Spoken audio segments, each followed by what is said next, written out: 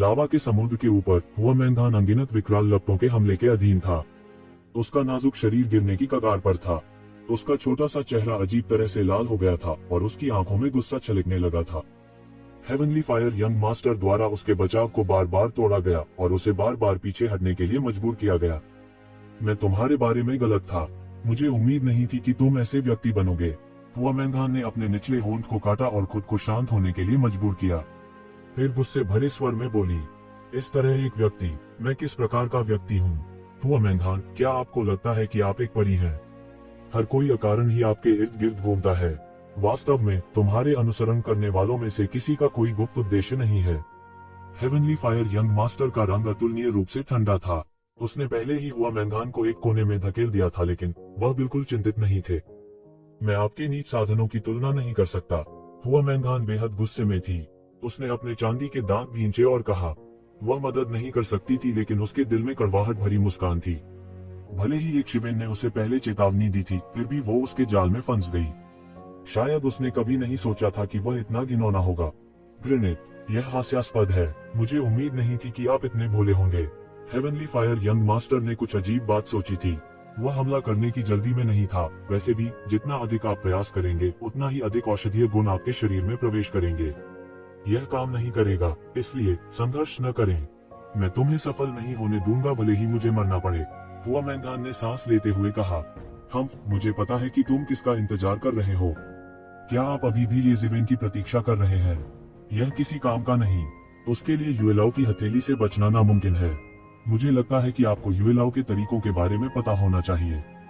अगर यह आपके अंदर सदी मिथिक फायर के लिए नहीं होता, तो मुझे इस सारी परेशानी से गुजरने की जरूरत नहीं होती।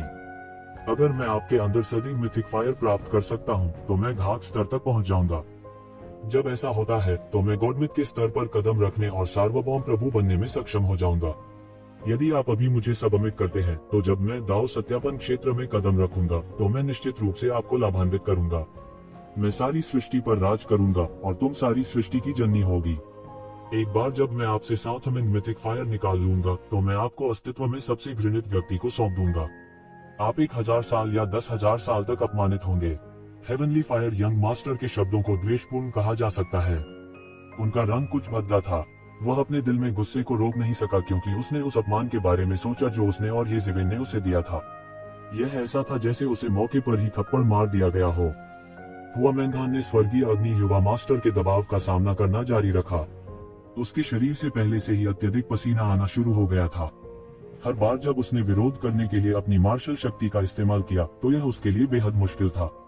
वह समझ गई कि अगर ऐसा ही चलता रहा, तो उसने जो कहा था वह सच हो जाएगा।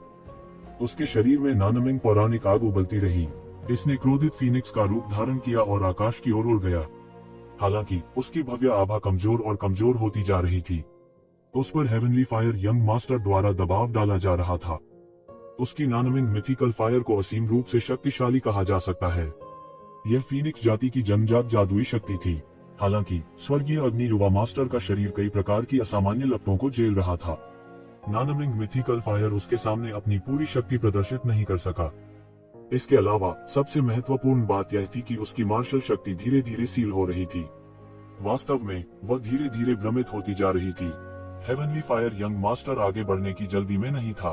उसने पहले ही हुआ मैंगान को इस हद तक मजबूर कर दिया था। इसलिए केवल एक चीज बची थी कि नाव को कट के साथ धकेला जाए। कोई जोखिम उठाने की जरूरत नहीं थी। अगर हुआ मैंगान को एक कोने में जाने के लिए मजबूर किया जाता, तो शायद वह तूफान में बदल जाती।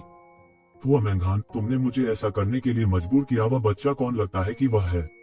वह ऐसा कैसे कर सकता है? जब येज़ेबेल का उल्लेख किया गया, तो हेवनली फायर यंग मास्टर अपने क्रोध को रोक नहीं सका। उसकी अभिव्यक्ति ईर्ष्या से जगमगा उठी। बहुत से लोग हुआ मैंगान को पसंद करते थे। हालांकि कितने लोग येज़ेबेल की तरह हो सकते हैं और मिलते ही उसका हाथ थाम सकते हैं? हेवनली फायर यंग मास्टर कोई अपवाद नहीं था। इससे उन्हें ऐसा लगा जैसे उनकी इज्जत को कुचल दिया गया हो। मैं इस तरह का अभिनय नहीं करना चाहता था। मैं धीरे धीरे आपका दिल पाना चाहता था।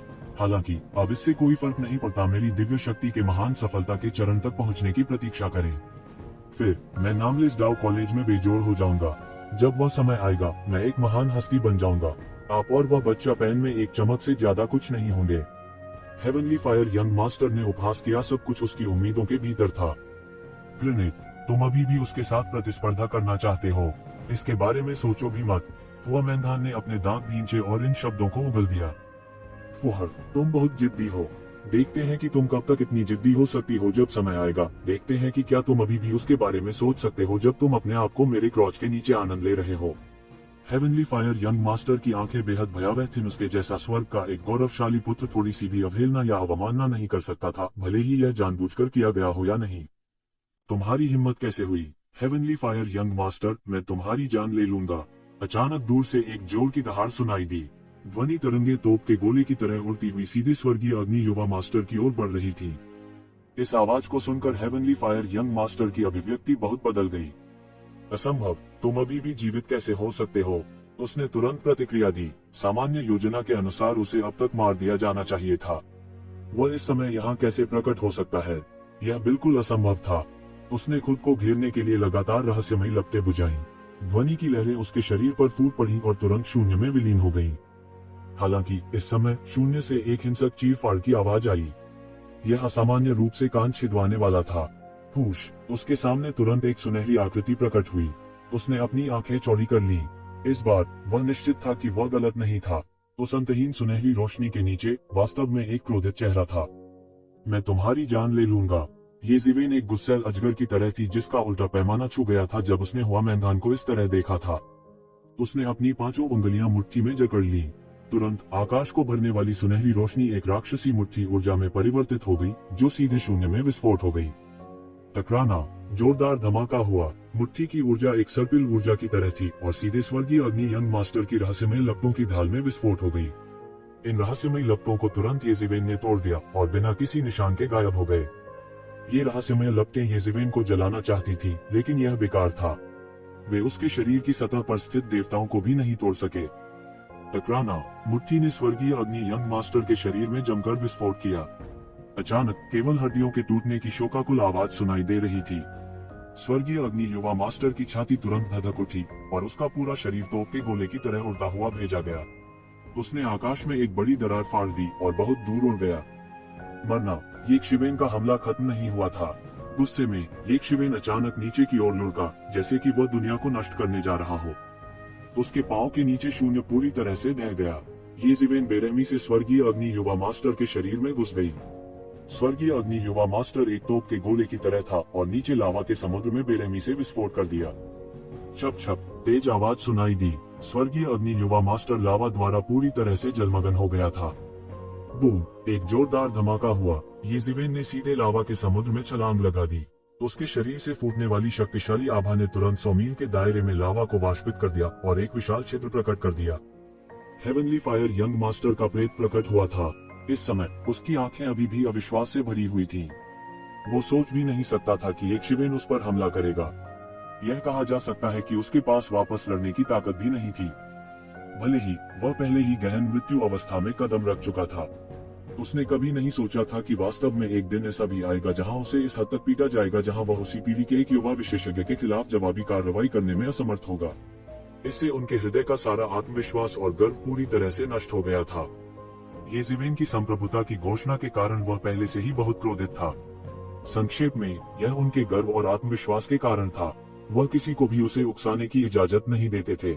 जिसने भी उसे उकसाया उसे मरना होगा।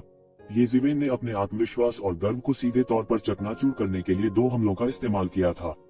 इस समय उसे अंततः भय का अनुभव हुआ। उसके सामने का आदमी वास्तव में उसे मार सकता था। इसके अलावा वह बिल्कुल भी जवाबी कार्रवाई करने में असमर्थ था। हालांकि वे दोनों प्रारंभिक गहन मृत्यु अवस्था में थे, उसके और येशिवेन के बीच का अंतर बादलों और कीचड़ के बीच के अंतर जैसा था। वे समान स्तर पर प्रतीत नहीं होते थे। मुट्ठी का अवतार येशिवेन के पीछे स्पष्ट रूप से दिखाई दे रहा था। इसके शरीर में एक शक्तिशाली आभा थी, जैसे एक असुर जो नरक से रेंग कर बाहर आया हो। उसने पहले ही येशिवेन के दिल में ज्वालामुखी की तरह फूट रहे गुस्से को पूरी तरह से निकाल दिया था। उसने बलपूर्वक अपने शरीर पर लगी चोटों को सहन किया। तुरंत वह प्रकाश की किरण में बदल गया और दूरी में उड़ गया। छोड़ने की कोशिश कर रहे हैं? क्या आपको लगता है कि आप जा सकते हैं? क्या आप जाने में थोड़ी देर नहीं हो गई है? येशिवेन के बर्फीले स्वर में जरा सा भी भाव नहीं था। वह बिल्कुल रोबोट की तरह था। स्विश, उसका बड़ा हाथ अचानक प्रकट हुआ। यह हवा में फैलता गया, बड़ा और बड़ा होता गया। फिर वह नीचे की ओर ऐसे झुका जैसे वह कोई मक्खी मार रहा हो। टकराना, तेज आवाज निकली। हेवनली फायर यंग मास्टर को सीधे तोड़ा गया। उसने खून से लथपथ चीख निकाली क्योंकि उसका शरीर मौके पर ही टुकड़ों में बंट गया। अपने गुस्से में येशिवेन जरा भी पीछे नहीं हटे। उसने सीधे स्वर्गीय फायर यंग मास्टर के शरीर को टुकड़े टुकड़े कर दिया, जिससे उसे तुरंत भारी चोटें आईं। येशिवेन का हमला ज्वार की लहर की तरह था। वह नहीं रुका। उसका बड़ा हाथ एक स्वर्गीय जाल की तरह था क्योंकि यह स्वर्गीय अग्नि युवा मास्टर की ओर खींचा हुआ था। टकराना, एक और जोरदार धमाका हुआ। हेवनली फायर यंग मास्टर बुरी तरह से चिल्लाया क्योंकि वह एक खूनी धुंध में जकड़ा हुआ था। वे दोनों प्रारंभिक गहन मृत्यु अवस्था में थे। हालांकि वो येशिवेन के हमलों के खिलाफ कोई अच्छा प्रतिरोध करने में सक्षम नहीं था। शुरुआत में वह बिना तैयारी के पकड़ा गया था। बाद में वह विशुद्ध रूप से बचना चाहता था। अंत में उसे सीधे येशिवेन ने मौत के घाट उतार दिया था। त्यानयुवान दर्पण के अंदर एक खूबसूरत महिला उसकी बाहों में थी। एक नाजुक सुगंध उसके नथुनों में दौड़ गई। उसकी सफेद जेड जैसी बाहें येशिवेन के गले में कसकर लिपटी हुई थीं। उसका कोमल शरीर पानी के सांप की तरह था और उसकी कमर से कसकर लिपटा हुआ था। मेरी सहायता करो, एक नाजुक सुगंध उसकी नाक में दौड़ गई। मूल रूप से परी जैसी महिला चुपचाप उसकी बाहों में सो रही थी। बूम! हुआमेंगान के शब्द एक बाढ़ की तरह थे जो आखिरकार बांध को तोड़कर येशिवेन में तर्क के आखिरी निशान को पूरी तरह से नष्ट कर दिया। उसका नीला वस्त्र छिल गया, जिससे उसकी चिकनी और कोमल जेड जैसी त्वचा प्रकट हो गई। येशिवेन ने अपना सिर झुकाया और उसके आकर्षक होठों को चूमा। अचानक उसने देखा हुआमेंगान की आंखें पूरी तरह से खुली हुई थी और निश्चल रूप से उसे घूर रही थी। क्या गलत? येशिवेन ने रुककर पूछा। मैं आपको स्पष्ट रूप से देखना चाहता हूँ। मैं सब कुछ स्पष्ट रूप से देखना चाहता हूँ। यह कहने के बाद हुआमेंगान ने उसके होठों को चूमने की पहल की और उसे अपने शरीर के नीचे धकेल दिया। वे दोनों धीरे धीरे आपस में जुड़ गए और एक साथ मिश्रित हो गए। ऐसा लग रहा था जैसे वे परस्पर अपनी भावनाओं को व्यक्त कर रहे हों। सैकड़ों वर्षों के अकेलेपन को इस पल में सुकून मिला था। येशिवेन को नहीं पता था कि कितना समय बीत गया था, लेकिन प्रकाश का गोला आखिरकार तितर बितर हो गया। येशिवेन हवा के बीच में खड़ी थी और उसके बगल में हुआमेंगान उसके सामने टिकी हुई थी। उसने एक सियान रंग की पोशाक पहनी हुई थी और अब वह एक दिव्य युवती की तरह नहीं दिखती थी। इसके बजाय वह एक शर्मीली और असहाय छोटी चिड़िया की तरह अधिक दिख रही थी। आपका स्वर्गीय क्लेश आ रहा है। आत्मा और शरीर के बीच यह संभोग दोनों पक्षों के लिए बेहद फायदेमंद था। येशिवेन के हाथों में पहले से ही दोहरी खेती पद्धति थी, लेकिन उन्होंने कभी इसे आजमाया नहीं था। वह महसूस कर सकता था कि उसके शरीर में शक्ति ज्वालामुखी की तरह धीरे धीरे फूट रही थी और यह दोहरी साधना पद्धति में प्रवेश करने वाली थी। हालांकि कुछ समय के लिए उन्होंने ज्वालामुखी विस्फोट की भावना को जबरन दबा दिया और इसे अपनी नींव में एकीकृत कर लिया। उसके लाभों की तुलना में हुआमेंगान के लाभ और भी प्रत्यक्ष थे। जियोसेंट्रिक ब्लेजिंग फायर, 99 फ्लेमिंग सनग्रास और ड्रैगन फ्लेम ग्रास के साथ मिल जाने के बाद उसका शरीर एक शुद्ध ज्वाला शरीर बन गया था। यह लावा भगवान से भी अधिक शुद्ध था, जो एक सहज अग्नि तत्व प्राणी था। नानमिंग मिथिकल फायर पर उसका नियंत्रण बिल्कुल नए स्तर पर पहुंच गया था। सबसे महत्वपूर्ण बात, हुआमेंगान, जो पहले से ही गहन जीवन क्षेत्र के शिखर पर कदम रख चुकी थी, अंततः अपने गहन मृत्यु क्षेत्र के स्वर्गीय क्लेश का स्वागत करने जा रही थी। ठीक है, मैं पहले विपत्ति को पार करूंगा, हुआमेंगान ने धीरे से कहा। ऐसा लगता था कि उसने खुद को पूरी तरह से छोड़ दिया था और शारीरिक और आध्यात्मिक दोनों तरह से एक परिवर्तन पूरा कर लिया था। जैसे ही हुआमेंगान त्यानयुवान दर्पण के स्थान से बाहर आई, स्वर्गीय क्लेश ने तुरंत उसे महसूस किया। अचानक दूर से गड़गड़ाहट की आवाज आई और क्लेश के बादल शून्य में घनीभूत होने लगे। बहुरंगी क्लेश का बादल एक विशाल दलदल की तरह लग रहा था, लेकिन उसके भीतर टिमटिमाती बिजली ने सबको बता दिया कि यह एक अत्यंत खतरनाक अस्तित्व है। येशिवेन ने स्कैन करने के लिए अपनी दिव्य भावना का उपयोग किया और जाना कि यह पंच तत्वों का थंडर क्लेश था। उन्होंने एक बार इस तरह के स्वर्गीय क्लेश का सामना किया था, लेकिन यह एक मिश्रित प्रकार का स्वर्गीय क्लेश था और पंचतत्व वज्र क्लेश इसका एक हिस्सा था। इसके अलावा हुआमेंगान को जिस स्वर्गीय क्लेश का सामना करना पड़ा था, उसकी तुलना येशिवेन की तुलना से बहुत दूर थी। हालांकि यह आम लोगों के स्वीकार करने से बहुत परे था, लेकिन येशिवेन की तुलना में स्वर्गीय क्लेश के बादल थे। येशिवेन कुछ उदास हुए बिना नहीं रह सकी। एक साधारण व्यक्ति के लिए 5 तत्वों का वज्रपात पहले से ही एक चरम स्वर्गीय क्लेश के रूप में माना जाता था। यह कुछ ऐसा नहीं था जिसका सामना एक सामान्य व्यक्ति कर सकता है। हालांकि उसने जिन स्वर्गीय क्लेशों का सामना किया था, वे पिछले वाले की तुलना में अधिक क्रूर और अधिक विचित्र थे। यह ऐसा था जैसे वे उसे निशाना बना रहे हों। बेशक उसने अक्सर उनका इस्तेमाल अपने दुश्मनों से निपटने के लिए किया था। हालांकि यदि यह स्वर्गीय क्लेश क्रूर नहीं होता, तो इसका एक सामान्य व्यक्ति पर इतना अतिरंजित प्रभाव नहीं होता, भले ही इसे उच्च स्तर पर उन्नत किया गया हो। इसे मिश्रित फायदे और नुकसान के रूप में माना जा सकता है। जैसा कि कहा जाता है, स्वर्ग कभी भी सभी रास्ते नहीं रोकेगा। स्वर्ग आपके लिए हमेशा आशा की एक किरण छोड़ेगा। हुआलाला, स्वर्गीय क्लेश ने अधिक समय तक प्रतीक्षा नहीं की और सीधे नीचे गिर गया। गिरने वाला पहला ही वुड डिवाइन थंडर था। सभी प्रकार की लकड़ी से संबंधित डिवाइन थंडर गिर गया, लेकिन हुआमैंगान के लिए यह सबसे आसान था। वह हिली भी नहीं। उसकी नान मिंगली आग उसके शरीर के चारों ओर लगातार जल रही थी। ये वुड डिवाइन थंडर बस उसके करीब नहीं आ सके।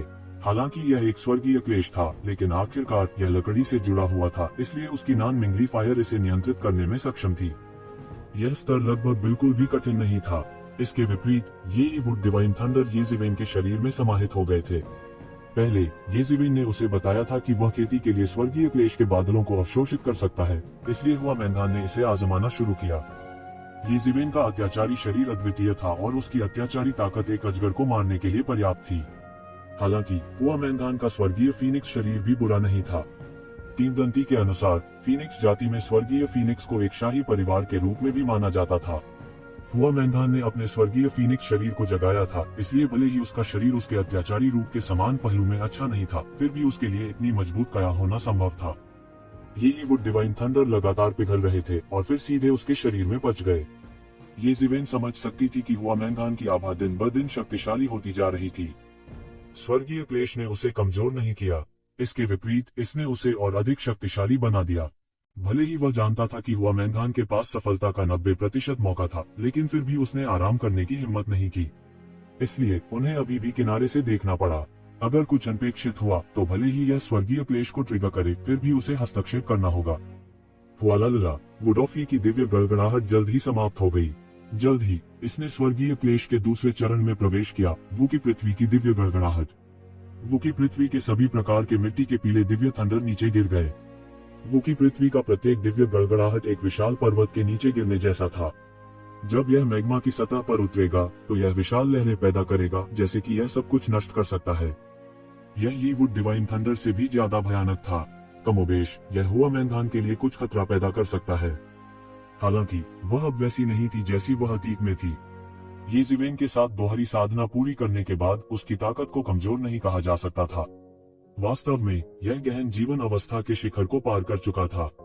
यहाँ तक 5 तत्वों का बिजली का क्लेश, जिसे पहले से ही एक स्वर्गीय क्लेश के रूप में माना जा सकता था, जो आम लोगों को इसके उल्लेख मात्र से पीला पड़ जाएगा, मूल रूप से उसके लिए कुछ भी नहीं था। 5वीं पृथ्वी के बाद दिव्य थंडर अधिक कठिन दिव्य जल दिव्य थंडर था। ये स्वर्गीय क्लेश स्थिर नहीं थे। इसके विपरीत प्रत्येक स्वर्गीय क्लेश के साथ स्वर्गीय क्लेश एक स्तर तक बढ़ जाएगा। मूल रूप से डिवाइन वाटर डिवाइन थंडर को हुआमैंगान की विशेषता को रोकना चाहिए था। हालांकि उसके शुद्ध अग्नि गुण में परिवर्तित होने के बाद सब कुछ अलग था। ऐसा इसलिए था क्योंकि इस संसार में गुण संबंध परस्पर एक दूसरे को बल देने वाले और एक दूसरे को रोकने वाले थे। इस दुनिया में कोई निरपेक्ष नहीं था। जितना अतिवादी था उतना ही ऐसा था। पानी आग पर काबू पा सकता है, लेकिन इसके विपरीत आग भी पानी को रोक सकती थी। हुआमैंगान दिव्य जल की दिव्य गड़गड़ाहट के सामने भी विचलित नहीं हुआ।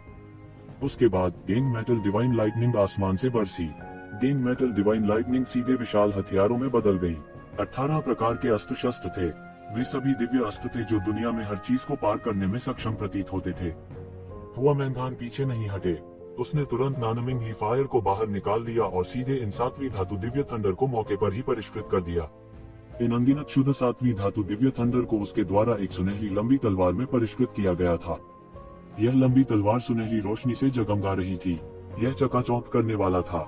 जब उसने इसे अपने शरीर पर पहना तो ऐसा नहीं लगा कि यह उसके अलौकिक रूप को कम करता है। इसके बजाय यह वीर भावना का एक साथ जोड़ने के लिए लग रहा था। जैसा कि इन गेंग मेटल डिवाइन थंडर्स को सीधे हुआमैंगान द्वारा परिष्कृत किया गया था, गेंग मेटल डिवाइन थंडर्स का थंडर क्लेश भी बहुत जल्दी बीत गया। जल्द ही केवल अंतिम गेंग फायर डिवाइन थंडर्स बचे थे। उसके लिए यह बिल्कुल भी समस्या नहीं थी। ये गेंग फायर डिवाइन थंडर्स उसे कोई नुकसान नहीं पहुंचा सकते थे। इसके विपरीत उसने अपनी नानमिंग फायर को मजबूत करने के लिए उन सभी को अवशोषित कर लिया। उसके पीछे विशाल फायर फीनिक्स धीरे धीरे संघनित और आकार लेने लगा। यह अब मूल स्पष्ट रूप नहीं था, यह और अधिक स्पष्ट होता जा रहा था। यह दिखाने के लिए काफी था कि नानमिंग फायर पर उसका नियंत्रण बिल्कुल नए स्तर पर पहुंच गया था। लंबे समय के बाद जब थर्ड फायर डिवाइन थंडर पूरी तरह से अवशोषित हो गया तो इस बार का स्वर्गीय क्लेश अंत में समाप्त हो गया। हुआमेंगान को पूरे स्वर्गीय क्लेश के दौरान चुनौतीपूर्ण कहा जा सकता है, लेकिन खतरनाक नहीं। इससे येक्षिवेन ने भी राहत की सांस ली। वह अभी भी थोड़ा चिंतित था। उसके स्वर्गीय क्लेश के मानक के अनुसार हुआमेंगान के इसे पार करने की संभावना 10 में से 1 से भी कम थी। यह भी कहा जा सकता है कि संभावना बिल्कुल भी मौजूद नहीं थी, विशेषकर जब वह गहन मृत्यु लोक के स्वर्गीय क्लेश को पार कर रहा था। वह गहन मृत्यु क्षेत्र के मानक के अनुसार लगभग स्वर्गीय क्लेश को पार कर रहा था। यदि उसने गहन मृत्यु लोक में पहला कदम नहीं उठाया होता तो परिणाम बिल्कुल अकल्पनीय होते। आखिरकार स्वर्गीय क्लेश समाप्त होने के बाद हुआमेंगान के शरीर पर आभा बढ़ना जारी रहा।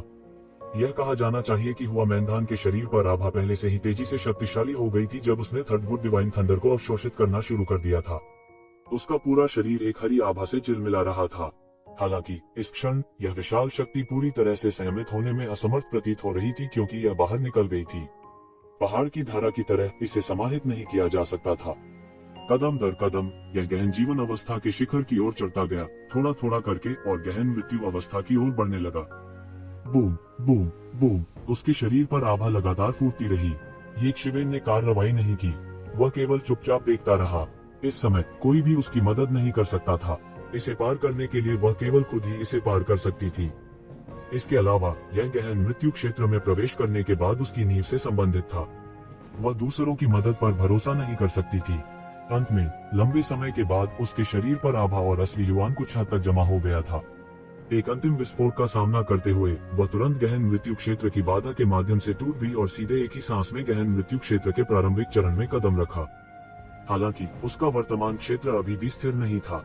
इसे स्थिर करने के लिए उसे अभी भी समय की आवश्यकता थी। आखिरकार हर कोई एक ही समय में अपने दायरे को स्थिर करते हुए येक्षिवेन की तरह नहीं लड़ सकता था। हुआमेंगान ने अपनी खेती को मजबूत करने के लिए सीधे तियानेवान मिरर में प्रवेश किया। इसके लिए बंद दरवाजे के प्रशिक्षण की अवधि की आवश्यकता थी। येज़िवेन ने भी अपनी सफलता को अस्थायी रूप से स्थगित कर दिया। अब जब उसने हुआमेंगान का प्रवेश टोकन प्राप्त कर लिया था तो वह नामलेस दाओ अकादमी में जाकर देख सकता था। इस रहस्यमय दाओ अकादमी ने अनगिनत वर्षों तक गहन दुनिया को हिलाकर रख दिया था। नामलेस दाओ अकादमी को जुबान वर्ल्ड में सबसे रहस्यमय जगह के रूप में जाना जाता था, जो जुबान वर्ल्ड विशेषज्ञों की पीढ़ियों का पोषण करती थी। हुआन दुनिया में अधिकांश बड़ी और छोटी ताकतें नामलेस दाओ अकादमी से उत्पन्न हुई हैं। यह कहा जा सकता है कि दुनिया की मार्शल आर्ट नामलेस दाओ अकादमी से आई है। हालांकि यह गुमनाम था, यह मार्शल आर्ट्स की सबसे प्रसिद्ध पवित्र भूमि थी। हर बार नामलेस दाओ अकादमी खुली, यह एक धरती को हिला देने वाली घटना थी। नामलेस दाओ अकादमी के आसपास 4 प्राचीन शहर थे। हर बार जब नामलेस दाओ अकादमी खुली तो 100 से अधिक शिष्य थे। वास्तव में कई विशेषज्ञ आएंगे और यहाँ तक कुछ प्रसिद्ध बड़े शॉट्स भी कुछ प्राप्त करने की उम्मीद में व्यक्तिगत रूप से आएंगे। इसके अलावा उनके लिए नामलेस दाओ अकादमी में प्रवेश करना असंभव था। समय के साथ 4 महान प्राचीन शहरों का निर्माण हुआ। हर बार जब नामलेस दाओ अकादमी खुलती थी तो 4 महान प्राचीन शहर भी फिर से खुल जाते थे और एक बार फिर से आवाजों का उबलता हुआ कड़ाही बन जाता था। इसके अलावा कोई सामान्य लोग नहीं आ रहे थे और जा रहे थे, केवल शीर्षस्थ विशेषज्ञ थे। इस बार कोई अपवाद नहीं था। हालांकि नामलेस दाओ अकादमी अभी खुलनी बाकी थी। 4 महान प्राचीन शहर पहले से ही लोगों और आवाजों के हुड़दंग से भरे हुए थे। येज़िवेन मदद नहीं कर सकता था, लेकिन उसने राहत की सांस ली जब उसने दक्षिण शहर की दीवारों को देखा जो उससे कुछ इंच की दूरी पर थी। वह लावा प्लेन से बाहर आया था और अनाम दाओ अकादमी के निर्देशों का पालन किया था, लेकिन रास्ते में उसे 1 से अधिक घात का सामना करना पड़ा था। यह कहा जा सकता है कि वह कई बार मौत से बाल बाल बचा था। हालांकि वह जानता था कि वह अपने साथियों के बीच अजेय नहीं था, वह एक पुशोवा भी नहीं था। हालांकि अगर उसका सामना उन पुराने राक्षसों से होता जिन्होंने दसियों हजार वर्षों तक साधना की थी, तो उसकी जीतने की थोड़ी सी भी संभावना नहीं होगी। उन अस्तित्वों का सामना करते हुए जिन्होंने उससे दसियों या सैकड़ों गुना अधिक समय तक साधना की थी, उनकी साधना पहले ही एक अकल्पनीय क्षेत्र में पहुंच चुकी थी। हालांकि इन पुराने राक्षसों के पास प्रवेश टोकन के लिए कोई उपयोग नहीं था, लेकिन उन सभी के पास जूनियर थे और हर कोई चाहता था कि उनके जूनियर अध्ययन करने के लिए नामलेस दाओ अकादमी में प्रवेश करें। पहले तो येक्षिवेन को समझ नहीं आया कि ये बूढ़े राक्षस उसे हर बार इतने सटीक तरीके से क्यों ढूंढ लेते थे। हालांकि इतनी बार घात लगाए जाने के बाद येज़िवेन को अप्रत्याशित रूप से पता चला कि बेनाम दाओ कॉलेज के लोगों ने पहले ही कोटा टोकन के साथ छेड़छाड़ कर दी थी। जब तक किसी के पास एक विशेष विधि थी, वे कोटा टोकन के अस्तित्व का पता लगा सकते थे। अन्यथा पूरे गहरे विश्व युद्ध क्षेत्र में 100 प्रवेश टोकन समुद्र में पानी की एक बूंद से अलग नहीं होंगे और उन्हें ढूंढना एक घास के ढेर में सुई की तलाश करने जैसा होगा। हालांकि यदि किसी के पास कोई विशेष विधि होती तो वे प्रवेश टोकन के स्थान का पता लगाने में सक्षम होते। इससे पहले फ्लोटिंग माउंटेन के हेवनली फायर यंग मास्टर और यूलाओ ने लावा अधिपति की खो में प्रवेश टोकन खोजने के लिए इस पद्धति का उपयोग किया था। वास्तव में वे पहले बैच के भी नहीं थे। लावा अधिपति को घायल करने वाले लोग प्रवेश टोकन की तलाश में आए थे, हालांकि वे सफल नहीं हुए थे और पीछे हट गए थे। उन लोगों के लिए जिनके पास प्रोफाउंड वर्ल्ड बैटलफील्ड में विशेष तकनीकें थीं, एक प्रवेश टोकन प्राप्त करना अंधेरी रात में जुगनू होने से अलग नहीं था, अतुलनीय रूप से चकाचौंध और अपरिहार्य। ये शिवेन की ताकत के साथ भी उसे कई बार भागना पड़ा, यहाँ तक कि उन्होंने गहन मृत्यु क्षेत्र के शिखर पर विशेषज्ञों के कई समूहों का सामना किया था। ये पुराने राक्षस नामहीन डाओ अकादमी में प्रवेश करने वाले अपने कनिष्ठों की खातिर पागल हो गए थे। केवल 4 प्राचीन शहरों में प्रवेश करके ही शिकार होने से बचा जा सकता था। नामलेस डाओ अकादमी के विशेषज्ञ प्राचीन शहरों की देखरेख कर रहे थे, इसलिए भले ही नामलेस डाओ अकादमी के विशेषज्ञों ने जानबूझकर इसकी व्यवस्था की हो, उनके लिए अपनी नाक के नीचे ऐसा करना असंभव था। नामलेस डाओ अकादमी के लोगों का चयन पूरी तरह से यादृच्छिक और पूरी तरह से भाग्य पर निर्भर था। हालांकि नामलेस डाओ अकादमी के लिए असली परीक्षा प्रवेश टोकन प्राप्त करने से लेकर प्राचीन शहरों में प्रवेश करने तक की अवधि में होनी चाहिए। कुछ लोग अपने सभी शत्रुओं को मारने के लिए काफी मजबूत थे और अजेय थे। कुछ लोग ऐसे भी थे जिन्हें एक बादशाह का समर्थन हासिल था और किसी ने उन्हें भड़काने की हिम्मत नहीं की। प्रत्येक के अपने कारण थे। जो लोग प्राचीन नगरों में सफलतापूर्वक प्रवेश कर सके वे सभी उत्कृष्ट व्यक्ति थे। यह संभव था कि इस प्रक्रिया के दौरान प्रवेश टोकन पहले ही कई हाथों से गुजर चुका हो। मूल मालिक को पहले ही युद्ध के मैदान में दफना दिया गया था और कोई नहीं जानता था। भले ही यह शुद्ध भाग्य था, किसी से टकराए बिना प्राचीन शहर तक पहुंचने में सक्षम होना पहले से ही स्वर्ग को चुनौती देने वाला भाग्य था। ऐसे स्वर्ग विरोधी भाग्य के साथ भविष्य में एक सुअर के पास भी असीम उपलब्धियां होंगी। इस तरह के व्यक्ति को आमतौर पर नायक के रूप में जाना जाता था।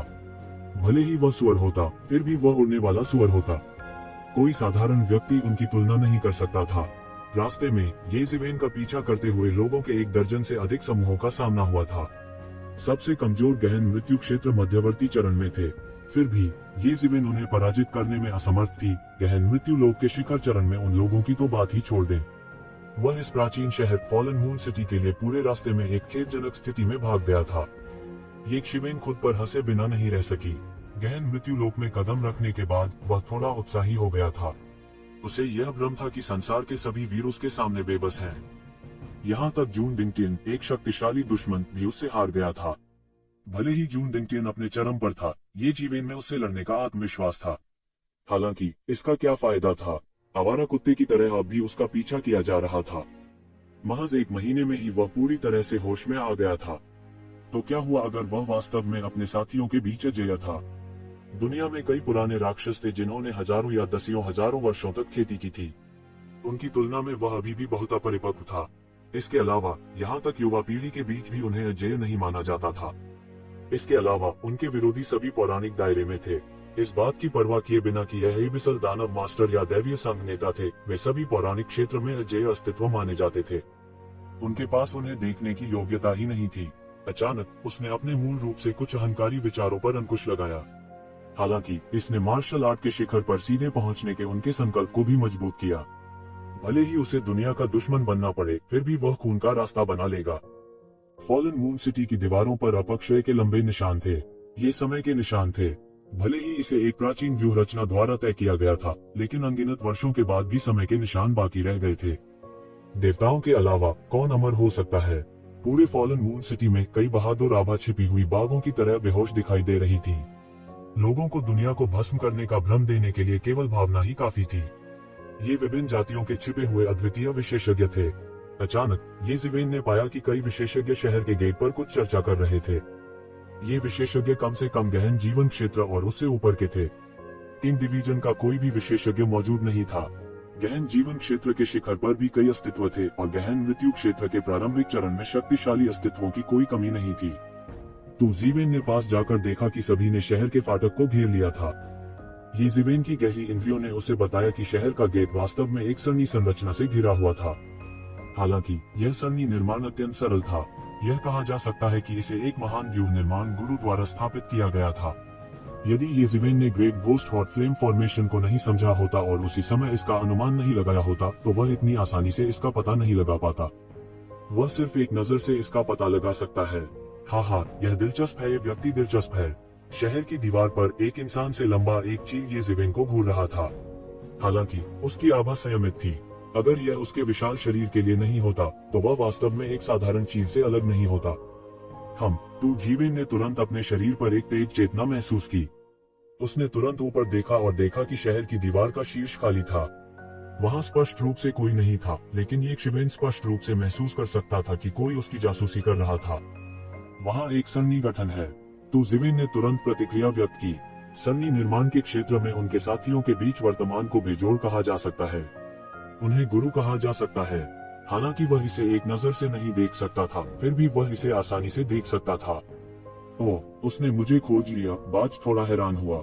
उसने इन लोगों को व्यूह रचना के माध्यम से देखा था, लेकिन यह पहली बार था जब उसे खोजा गया था। यह व्यक्ति काफी दिलचस्प है। ये ज़िवेन एक इंसान लगती है जवान दुनिया में मानव रक्त रेखा से एक अद्वितीय व्यक्ति के उभरने के बाद से यह एक लंबा समय हो गया है। यह थोड़ा दिलचस्प है। चील के मुंह के कोने में एक अजीब सी मुस्कान आ गई। अचानक शून्य हिंसक रूप से विकृत हो गया। फिर एक अधेड़ उम्र का आदमी बाहर निकला। तुम अभी भी ऐसे ही हो। इस तरह की सरनी बनाने का क्या मतलब है? अधेड़ उम्र का आदमी समझने में असमर्थ लग रहा था। आप जैसा उबाऊ व्यक्ति इस तरह की बात कैसे समझ सकता है? चील ने अपने मुंह के कोनों पर हल्की सी मुस्कान बिखेरते हुए कहा, जाहिर है यह तुम्हारी अपनी खराब पसंद है। अपनी ताकत से भले ही आप सरनी गठन को आकस्मिक रूप से स्थापित करते हैं, लेकिन इन सामान्य लोगों के लिए इसे देखना असंभव है। अधेड़ उम्र का आदमी अपने इस पुराने दोस्त की तरफ बेबसी से देखता रहा। भले ही 10,000 साल बीत गए हों, इस तरह का खराब स्वाद नहीं बदलेगा। यह जरूरी नहीं कि सच हो। अगर कोई मेरे द्वारा स्थापित किए गए सरनी गठन पर एक नजर डालता है तो वे यह पता लगाने में सक्षम होंगे कि कुछ गलत है। चील ने कहा, असंभव। उन सामान्य लोगों के पास साधारण आंखें होती हैं। वे आपकी व्यू रचना का पता कैसे लगा सकते हैं? इसका पता लगाने में उन्हें नुकसान उठाना पड़ा होगा। अधेड़ उम्र के आदमी को बस यह विश्वास नहीं था कि कोई यह पता लगा सकता है कि केवल एक नजर से कुछ गलत था। यहाँ तक अगर यह सिर्फ एक पता लगाने और सरनी गठन के माध्यम से नहीं टूट रहा था, तब भी यह बहुत आश्चर्यजनक था। इस बाज की तरह सरनी निर्माण का एक मास्टर आकस्मिक रूप से एक सरनी गठन स्थापित कर सकता है जो स्वर्ग और पृथ्वी के साथ संचार कर सकता है और स्वर्ग और पृथ्वी के साथ एकीकृत हो सकता है। लोगों के लिए इसके आर पार देखना असंभव था। भले ही कोई गलती से इसमें टूट गया हो, अंत में बहुत कम लोग इसे पहचान पाएंगे। कई लोग अंदर एक चक्कर लगाकर बाहर आ गए, न जाने क्या हो रहा था। सच में एक ऐसा शख्स है। इसलिए मैंने कहा कि इस बार के न्यूकमर्स काफी दिलचस्प हैं। वे हमारे बैच से कहीं अधिक दिलचस्प हैं। इसका हिसाब लगाने में उस बूढ़े ने अपनी पूरी जिंदगी लगा दी। इस संसार में कोई तो होना चाहिए जो दाव को सिद्ध कर सके। मैं देखना चाहता हूं कि अंत में इस दुनिया में कौन डीएओ को साबित कर सकता है। इस बार बहुत सारे उत्कृष्ट नवागंतुक हैं। क्या बहुत से लोग जून डिंगटियन के बारे में अच्छा नहीं सोचते थे? एक देवता का पुनर्जन्म एक सामान्य व्यक्ति की तुलना में कहीं अधिक कठिन होता है, लेकिन क्या ऐसा नहीं है? एक बार जब आप पार हो जाते हैं तो आप अपने डीएओ को साबित करने में सक्षम होंगे। यदि आप अपने हृदय की बाधाओं को दूर नहीं कर सकते तो आप अपने जीवन में कभी भी प्रगति नहीं कर पाएंगे। चील ने अपनी आंखें मूंद ली और कहा, उसका व्यवहार एक साधारण बात से अलग नहीं था। क्या यह इस वजह से नहीं है? कठिनाई एक विचार से तय होती है, लेकिन हमारे लिए हमारे दाव को साबित करना वास्तव में मुश्किल है। अधेड़ उम्र के आदमी ने आह भरी और कहा, भावनाओं का उनके पास होगा। बूढ़े चील ने अधेड़ उम्र के आदमी पर नजर डाली और कहा, समय एक चाकू की तरह है और इसका हर वार हमें मारता है। अतीत में हम में से किसने कभी इन शब्दों को दिल से लगाया है? समय आ गया है, वर्ष आ गया है और हमारे पास इसे स्वीकार करने के अलावा कोई विकल्प नहीं है। इस महान युग में यह हमारा अंतिम अवसर होना चाहिए। यदि हम इस अवसर का लाभ नहीं उठा सकते हैं और ड्रैगन गेट पर छलांग नहीं लगा सकते हैं, तो हम केवल डर में प्रतीक्षा कर सकते हैं और गंदगी के प्याले में बदल सकते हैं। हा, तुम झूठ बोल रहे हो। एक प्रतिष्ठित गोल्डन रॉक किंग मौत से कैसे डर सकता है? अधेड़ उम्र के व्यक्ति ने अपना सिर हिलाया और मुस्कुराते हुए कहा, मौत से न डरने से आपका क्या मतलब है? मौत से कौन नहीं डरता? इसे रखने का यह एक अच्छा तरीका है। जो वास्तव में मौत से नहीं डरते हैं वे हैं जिनके पास जीने के लिए कुछ नहीं है। लेकिन क्या ऐसे लोग वास्तव में मौजूद हैं? मुझे विश्वास नहीं होता। चील ने अपना सिर हिलाया और कहा, चाहे कुछ भी हो, मैं इस आखिरी मौके को हाथ से जाने नहीं दूंगा। इस संसार में कोई तो होना चाहिए जो अपने दाव को सिद्ध कर सके।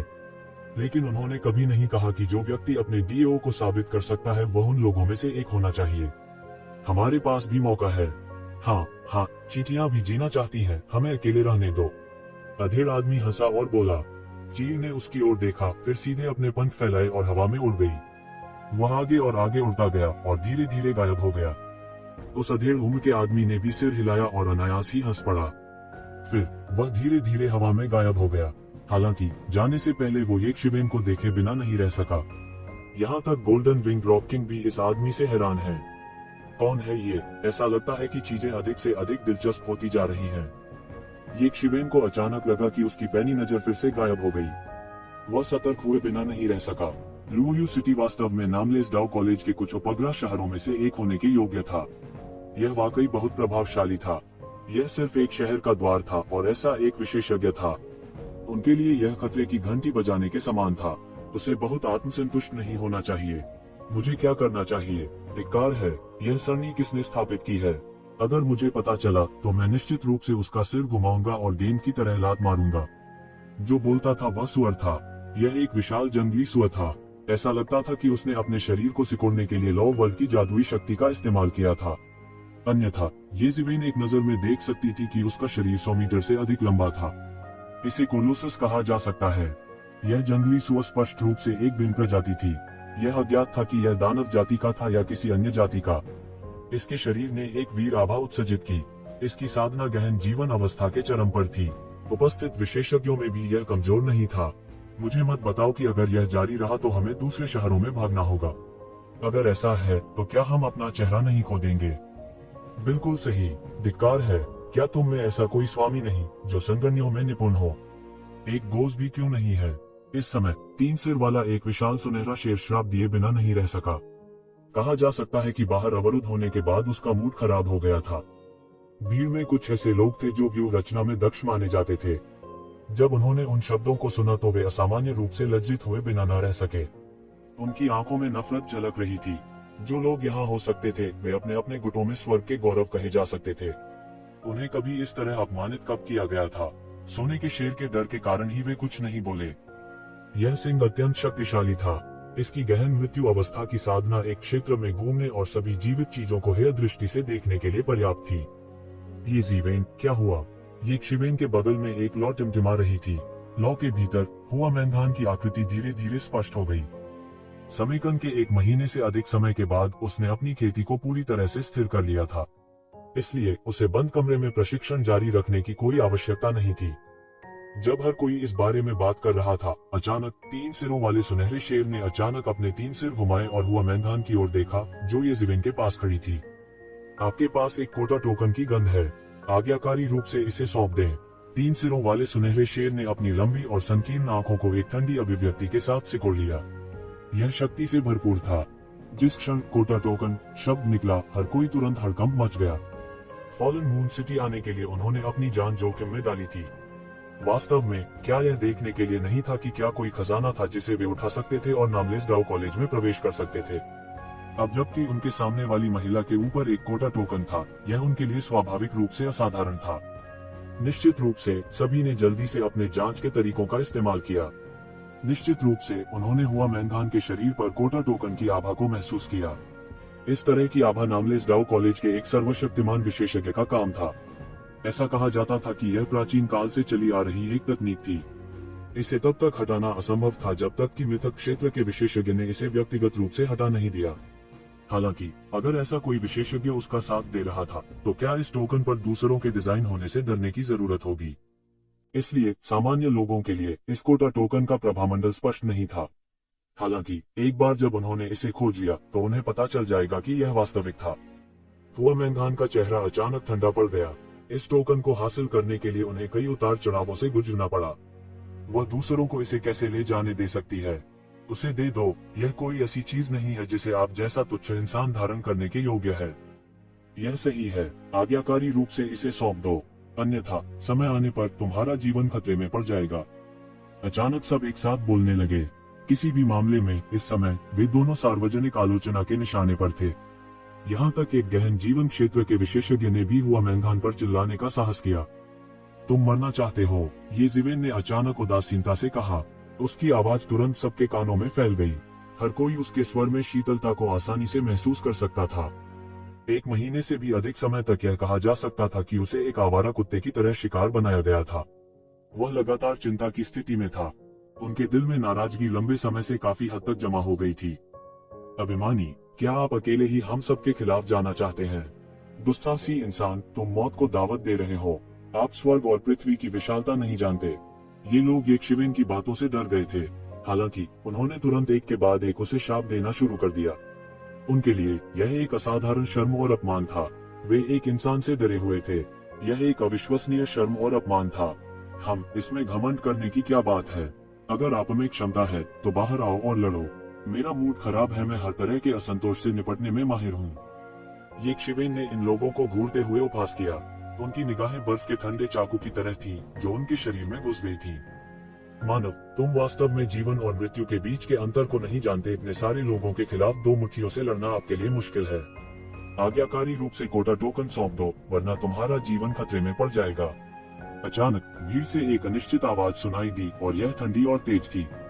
हालांकि यह अज्ञात था कि यह आवाज किसने बोली थी। ये ज़िवेन की भौहें तन गईं। कोई इन लोगों को कोटा टोकन के लिए आकर लड़ने के लिए उकसाना चाहता था। यह केवल मछुआरे का विचार था जिसे सैंडपाइपर और क्लैम के बीच लड़ाई से फायदा हुआ। निश्चित रूप से जब इन लोगों ने यह सुना तो वे अचानक और अधिक साहसी और प्रयास करने के लिए उत्सुक हो गए। यह विचार कि कानून जनता को दंडित नहीं करता है, प्राचीन काल से अस्तित्व में था। यह एक निश्चित जातीय समूह के लिए अद्वितीय नहीं था। यह कौन है? यदि आपके पास क्षमता है तो बाहर आओ और मुझसे लड़ो। ये ज़िवेन ठंडी आवाज में चिल्लाए। तू तो मामूली सा इंसान है। क्या तुम सच में सोचते हो कि तुम एक प्राचीन देवता हो, कि आप जिससे चाहे लड़ सकते हैं? आवाज फिर प्रकट हुई और बोली। अचानक यक्षविन तुरंत हिल गई। उनका पूरा शरीर एक स्वर्ण देवता की तरह अनगिनत स्वर्ण ऊर्जा से प्रस्फुटित हुआ। बूम! अचानक ही तुरंत से उसका पूरा शरीर पल भर में उड़ गया। मौके पर सीधे उसके पैरों तले जमीन खिसक गई। नीचे गिरते ही उनका पूरा शरीर पहाड़ जैसा था। यह पृथ्वी को चकनाचूर करने वाला और अतुलनीय रूप से भयानक था। जैसे ही वह आगे बढ़ा, ये ज़िवेन का बड़ा हाथ सीधे भीड़ की ओर खींच गया। हालांकि उन्होंने भीड़ में एक काली आकृति देखी। यह देखकर कि यक्षविन ने बिना किसी हिचकिचाहट के एक चाल चली थी और उसकी पहली चाल इतना भयानक दृश्य था, वह तुरंत चौंक गया और उसके चेहरे पर अविश्वास के भाव थे। उसने अपने कबीले की गुप्त तकनीक का इस्तेमाल किया था। इसे अत्यंत शक्तिशाली कहा जा सकता है। यहाँ तक profound death realm intermediate stage या profound death realm advanced stage के विशेषज्ञों को भी उसकी गुप्त तकनीक का पता लगाना मुश्किल होगा। कौन जानता था कि इसकी खोज ये ज़िवेन द्वारा की जाएगी। यह बस एक अवर्णनीय चमत्कार था। तू ज़िवेन का बड़ा हाथ और करीब आ रहा था और सीधे काली आकृति की ओर पकड़ लिया। उसकी गति बिजली की तरह तेज थी और यह बहुत तेज थी। और यहाँ मैंने सोचा कि यह किसी प्रकार का काय था। यदि आप कोटा टोकन चाहते हैं तो इसके बदले अपने जीवन का उपयोग करें। ये ज़िवेन की अभिव्यक्ति उदासीन थी और उसका बड़ा हाथ पकड़ना जारी रखा। टकराना! काली आकृति ने सीधे मुक्का मारा। ये ज़िवेन के हमले को रोकना चाहती थी। बूम! हालांकि काली आकृति की मुट्ठी और ये ज़िवेन का बड़ा सुनहरा हाथ जमकर टकराया। एक भयानक आभा बह निकली, जैसे कोई प्रचंड लहर किनारे से टकरा रही हो और सभी दिशाओं में बिखर गई हो। हालांकि जिस क्षण वे आपस में भिड़े, काली आकृति का पूरा हाथ वहीं गिर गया और हर जगह खून बिखरा हुआ था। यह अज्ञात था कि यह काली आकृति किस जाति की थी और यह बहुत ही अजीब लग रही थी। सबके हाव भाव बहुत बदल गए। काली आकृति कमजोर नहीं थी। उसने जिस मार्शल आर्ट का विस्फोट किया था उसमें मृत्यु की शक्ति थी। यह बहुत स्पष्ट था कि वह पहले ही गहन मृत्यु क्षेत्र में कदम रख चुका था और उसकी ताकत अधिकांश लोगों से ऊपर थी। हालांकि वो यक्षविन की एक भी चाल को रोक नहीं पाए और उनका पूरा हाथ सीधे उड़ गया। ये ज़िवेन की ताकत बस अत्याचारी और असामान्य थी। वे इस खूनी दृश्य से डरे नहीं, इसके बजाय वे यक्षविन से डर गए थे। उन सभी ने लाशों के पहाड़ और खून के समुद्र से अपना रास्ता मार डाला था, इसलिए इस स्तर की लड़ाई के लिए उन्हें स्थानांतरित करना असंभव था। हालांकि इस तरह के सीधे और कुशल क्रशिंग ने उनके रंग बदल दिए थे। यह एक अनजानी जाति थी। उसका पूरा शरीर काली छाया की तरह काला था। आप क्या करना चाहते हैं? काली छाया अचानक तेज आवाज में चीख पड़ी। मेरी क्या करने की इच्छा है? क्या तुमने नहीं कहा कि मैं अपना जीवन नहीं रख पाऊंगा? फिर आओ और कोशिश करो। मैंने तुमसे कहा था कि मैं हर तरह की अवज्ञा से निपटने में माहिर हूँ। ये ज़िवेन ने उपहास किया। उसने अपनी मुक्का मारा और बिग बैंग स्टारडस्ट फिस्ट प्रदर्शित किया। चमकदार रोशनी का एक समूह फूट पड़ा और विशाल आकाश को पार कर गया।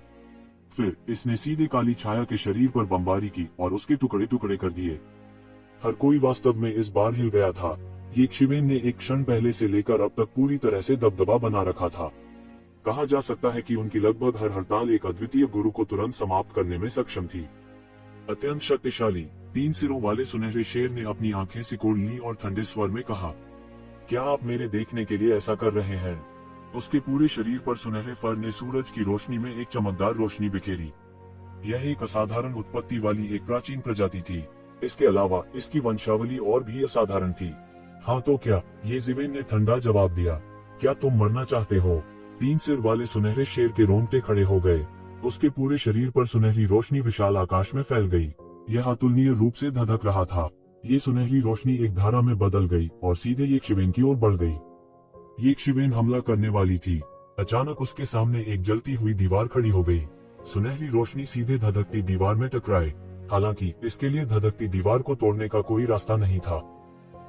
ये ज़िवेन ने हुआ मैंगान को देखा जो उसके पास खड़ी थी। यह हुआ मैंगान ही था जिसने कुछ समय पहले हमला किया था। मैं वह हूँ जिसने इस मामले को शुरू किया था, इसलिए मैं इसे सुलझा लूंगा, हुआ मेगान ने कहा। उसके शरीर पर आग की लपटें उठी और वह एक जलती हुई देवी की तरह दिख रही थी। एक अतुलनीय रूप से विशाल फायर फीनिक्स उसके पीछे धीरे धीरे घनीभूत होने लगा। उसकी अभिव्यक्ति अधिक से अधिक उदासीन हो गई। उनकी नजर में यह तीन सिर वाला गोल्डन लायन एक शक्तिशाली प्रतिद्वंद्वी भी था। यह असाधारण था और इसे गंभीरता से लिया जाना था। ये ज़िवेन ने अपना मुंह खोला लेकिन फिर भी कोई चाल नहीं चली। प्रवेश टोकन प्राप्त करने के बाद हुआ मैंगान अनिवार्य रूप से सार्वजनिक आलोचना का लक्ष्य बन जाएगी। तो प्रभाव स्वाभाविक रूप से यक्षिवेन की तुलना में बहुत बेहतर होगा। वह बहुत सारे लोगों को बताती थी कि अगर उनके पास कुछ तरकीबें थी तो भी सफल होना असंभव होगा। तुम दोनों की हिम्मत कैसे हुई मेरी तरफ देखने की? तीन सिर वाला सुनहरा शेर पूरी तरह से गुस्से में लग रहा था। उसका पूरा शरीर सूर्य की तरह सुनहरी रोशनी से चमक रहा था। उसकी अभिव्यक्ति अतुलनीय रूप से गंभीर थी और उसके शरीर के भीतर एक शक्तिशाली ऊर्जा का संचार हो रहा था। गर्जन, उसने एक गगनभेदी दहाड़ निकाली। उसके पीछे एक अतुलनीय रूप से विशाल तीन सिरों वाले शेर की भ्रामक छवि दिखाई दी। यह एक प्राचीन उत्परिवर्तित जानवर की भ्रामक छवि थी। यह एक अद्वितीय क्रूर प्राणी की तरह था जो सभी जीवित चीजों को नीची दृष्टि से देखते हुए आकाश और पृथ्वी को चीर सकता था।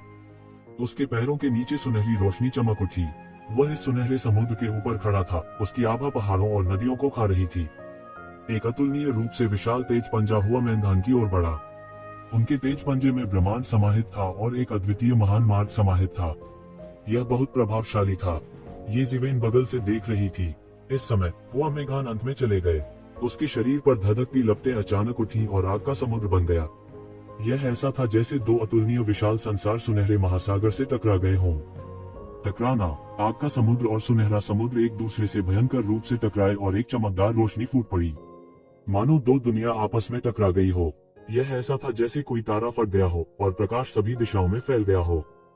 दोनों के बीच लड़ाई शुरू होने से पहले दोनों पक्षों के मार्शल आर्ट डोमेन एक दूसरे से टकरा गए। दो गहरी मृत्यु अवस्था के विशेषज्ञों की टक्कर से निकली शक्ति ने वास्तव में पूरी दुनिया को हिलाकर रख दिया था। सौभाग्य से फॉलन मून सिटी प्राचीन काल में एक सर्वशक्तिमान द्वारा बनाया गया था और इसमें असाधारण शक्ति थी। इसके अलावा यह अनगिनत प्राचीन संरचनाओं द्वारा संरक्षित था। यदि नहीं तो एक साधारण शहर पहले ही टक्कर के झटकों से पूरी तरह से नष्ट हो चुका होता। दोनों पक्षों के बीच टक्कर अतुलनीय रूप से चकाचौंध थी। कितने उत्कृष्ट युवा जो गहन मृत्यु लोक तक पहुंच सके वे साधारण नहीं थे। हुआ मैंगान का रंग नहीं बदला। हालांकि वह ये ज़िवेन की तरह बार बार नहीं मार सकती थी, लेकिन वह कोई छोटी लड़की नहीं थी जिसे सांसारिक मामलों के बारे में नहीं पता था। जब से वह प्राचीन फीनिक्स वर्ल्ड में आई थी, उसने सेलेस्टियल फीनिक्स मैडन के नाम का इस्तेमाल किया था। उसने अनगिनत शक्तिशाली शत्रुओं से लड़ाई लड़ी थी और अनगिनत जीवन और मृत्यु की स्थितियों का अनुभव किया था। उसके शरीर की सतह पर अनगिनत लपटें उठी। ये लपटें एक ज्वलन फीनिक्स पंजा में संघनित हुई और सीधे तीन सिर वाले गोल्डन लायन के सामने के पंजे की ओर लपकी। टकराना, एक अतुलनीय जोर से टक्कर की आवाज गूंज उठी। हुआ मैंगान ने एक कदम पीछे लिया। वह शारीरिक शक्ति के मामले में तीन सिरों वाले सुनहरे शेर से थोड़ी हीन थी। यह तीन सिर वाला सुनहरा शेर एक प्राचीन प्रजाति था। प्राचीन काल में इसने ड्रैगन रेस पर भोजन किया था। यह ड्रैगन रेस को भी मार सकता है। इसकी शारीरिक शक्ति ही इसकी प्रधानता थी, इसलिए यह शहर के फाटक के बाहर फंसा होने के बावजूद कुछ नहीं कर सका। इसके अलावा संरचनाओं के क्षेत्र में इसकी उपलब्धियां बहुत अधिक नहीं थी। यह इस गठन के बारे में कुछ नहीं कर सका। बढ़त हासिल करने के बाद तीन सिरों वाला सुनहरा शेर एक पल में हुआ मैंगान की ओर झपटा। ऐसा लग रहा था जैसे वह इस फायदे को अपने फायदे के लिए इस्तेमाल करना चाहती हो। यक्षिवेन चुपचाप किनारे पर खड़ी रही। उसने हमला नहीं किया। निश्चित तौर पर, हालांकि हुआ मैंधान शारीरिक शक्ति के मामले में थोड़ी हीन थी, लेकिन यह उसकी असली ताकत नहीं थी। उसने तुरंत एक सुनहरी सुनहरी लंबी तलवार निकाली। यह एक लंबी तलवार थी जिसे उसने स्वर्गीय क्लेश से शुद्ध किया था। लंबी तलवार में स्वर्गीय क्लेश की अतुलनीय भयानक शक्ति थी। यह वेस्टर्न गोल्डन मेटल से बना था। उसका पराक्रम अद्वितीय था और उसका तेज अतुलनीय था। यह बह गया। फैंग लाई ही, वह धीरे से चिल्लाए। उसकी तलवार की नोक से एक आश्चर्यजनक तलवार प्रकाश निकला। सुनहरी तलवार प्रकाश एक भयानक और शक्तिशाली धारा के माध्यम से फट गया और सीधे 3 सिरों वाले सुनहरे शेर के सिर की ओर चला गया। 3 सिरों वाला सुनहरा शेर नीचे झपटने वाला था और उसके सिर को काटकर अलग कर देने वाला था। कौन जानता था कि यह सुनहरी तलवार प्रकाश अचानक कहीं से प्रकट हो जाएगा। यह इतना तेज था कि इसके सामने की दुनिया तुरंत दह गई। यह भयभीत था और उसके पास एक पल में चकमा देने के अलावा कोई चारा नहीं था। इसने अपने पैरों के नीचे एक सुनहरी लहर पर कदम रखा और इसका शरीर सिद्धांतों में लिपटा हुआ था। इसने अपने शरीर को बीच हवा में मोड़ा और इस घातक प्रहार को चकमा दिया। हुश, एक बेहद कान छिदवाने वाली आवाज निकली। यह बमुश्किल अपने शरीर को मध्य हवा में रोकने में कामयाब रहा। उसके पंजों ने शून्य में खोदा और शून्य में 4 बड़ी दरारें बनाई। यह बमुश्किल अपने पिछले हमले की ताकत को ऑफसेट करने में कामयाब रहा। इस समय हुआ मैंधान ने एक फीनिक्स पर कदम रखा और उसकी ओर झपटा। ऐसा लग रहा था कि यह 3 सिर वाला सुनहरा शेर अकेला नहीं था जो दुश्मन का पीछा करने की अवधारणा को समझता था। बजना, गोल्डन गेंद तलवार नीचे गिर गई और सीधे 3 सिर वाले सुनहरे शेर का सिर काट दिया। सभी दिशाओं में चिंगारियां फूट पड़ी, लेकिन तलवार 3 सिरों वाले सुनहरे शेर की रक्षा को तोड़ने में नाकाम रही। हालांकि अगर कोई ध्यान से देखे तो यह देखने में सक्षम होगा कि यद्यपि इस 3 सिर वाले सुनहरे शेर का शरीर ठीक था, पिछले हमले ने इसके फर का रंग बहुत धुंधला कर दिया था। जाहिर है, यह बिना किसी कीमत के नहीं था। ये ज़िवेन के अतुलनीय अत्याचारी शरीर की तुलना नहीं की जा सकती थी। हालांकि फिर भी यह अभी भी बहुत आश्चर्यजनक था। हुआ मैंधान के हाथ में गोल्डन गेंद तलवार बेहद शुद्ध और अतुलनीय रूप से तेज थी। यह कहा जा सकता है कि वह अजेय था और आसानी से सभी बाधाओं को पार कर सकता था। हालांकि फिर भी 3 सिरों वाले सुनहरे शेर को सीधे उड़ते हुए भेजा गया था। उसकी संकीर्ण आंखों की जोड़ी अचानक भयानक रोशनी के साथ फूट पड़ी और वह चिल्लाया, यह फीनिक्स कबीले की मार्शल तकनीक है। क्या आप हुआ मेघान हैं? उसने दूर से देखा और कोई नया हमला नहीं किया। वह जीतने के लिए दृढ़ थे क्योंकि उन्हें खुद पर पूरा भरोसा था। हालांकि सब कुछ अलग होगा यदि प्रतिद्वंद्वी प्रसिद्ध हुआ मेघान थे। हुआ मेघान को प्राचीन फीनिक्स वर्ल्ड से निष्कासित कर दिया गया था। हालांकि थोड़ा सा भी ज्ञान रखने वाले किसी को भी पता चल जाएगा कि यह निष्कासन बेकार था। प्राचीन फीनिक्स वर्ल्ड ने वास्तव में हुआ मेघान को छोड़ दिया था। तब उसका पीछा करने वालों की संख्या इतनी कम नहीं होगी। वे केवल दिखावा कर रहे थे। हुआ मेघान अभी भी एक स्वर्गीय फीनिक्स युवती होगी जब तक कि फीनिक्स किंग अभी भी उसे अपनी गोद ली हुई बेटी के रूप में पसंद करता है। कोटा टोकन सफलतापूर्वक प्राप्त करने की कुछ ही संभावनाएं थीं। या तो किसी के पास बहुत अच्छा भाग्य था या उसके पास जबरदस्त ताकत थी और सभी आक्रमणकारियों को मारने में सक्षम था, या किसी के पास बहुत अधिक प्रभाव होना चाहिए और सभी को इसके बारे में कुछ गलतफहमियां होंगी। हालांकि हर किसी की नजर में हुआ मेघान के पास प्राचीन फीनिक्स वर्ल्ड जैसे विशाल का समर्थन था। ऐसे व्यक्ति के लिए कोटा टोकन होना स्वाभाविक बात थी। आखिरकार ताकत का सम्मान किया जाता था और प्रभाव भी एक तरह की ताकत थी। इसके अलावा सबसे महत्वपूर्ण बात यह थी कि हुआ मेघान खुद एक नर्म खुरमा नहीं थी। उसकी ताकत अत्याचारी थी। इसके अलावा ये शिवेन उसे लालच से देख रही थी और उपहास कर रही थी।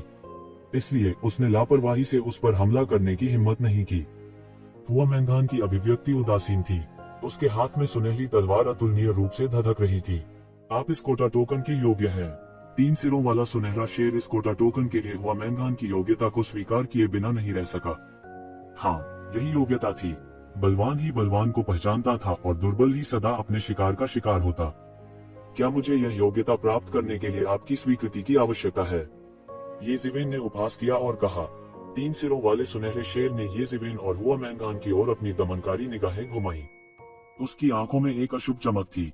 हालांकि वह ये ज़िवेन और हुआ मेघान से डरता था, लेकिन उसकी गरिमा और गर्व उसे बिल्कुल भी रियायत देने की अनुमति नहीं देता था।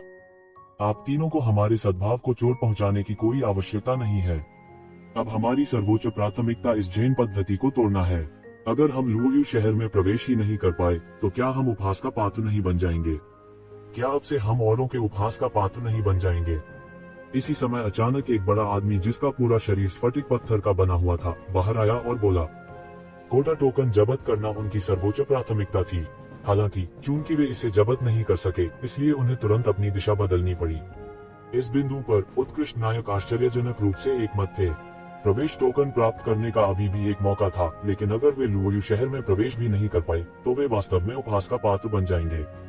इस सन्नी के गठन ने विभिन्न नस्लों और ताकतों के अभिजात वर्ग को सीधे तौर पर नुकसान पहुंचाया, जिससे उनके चेहरे धूल में ढके हुए थे।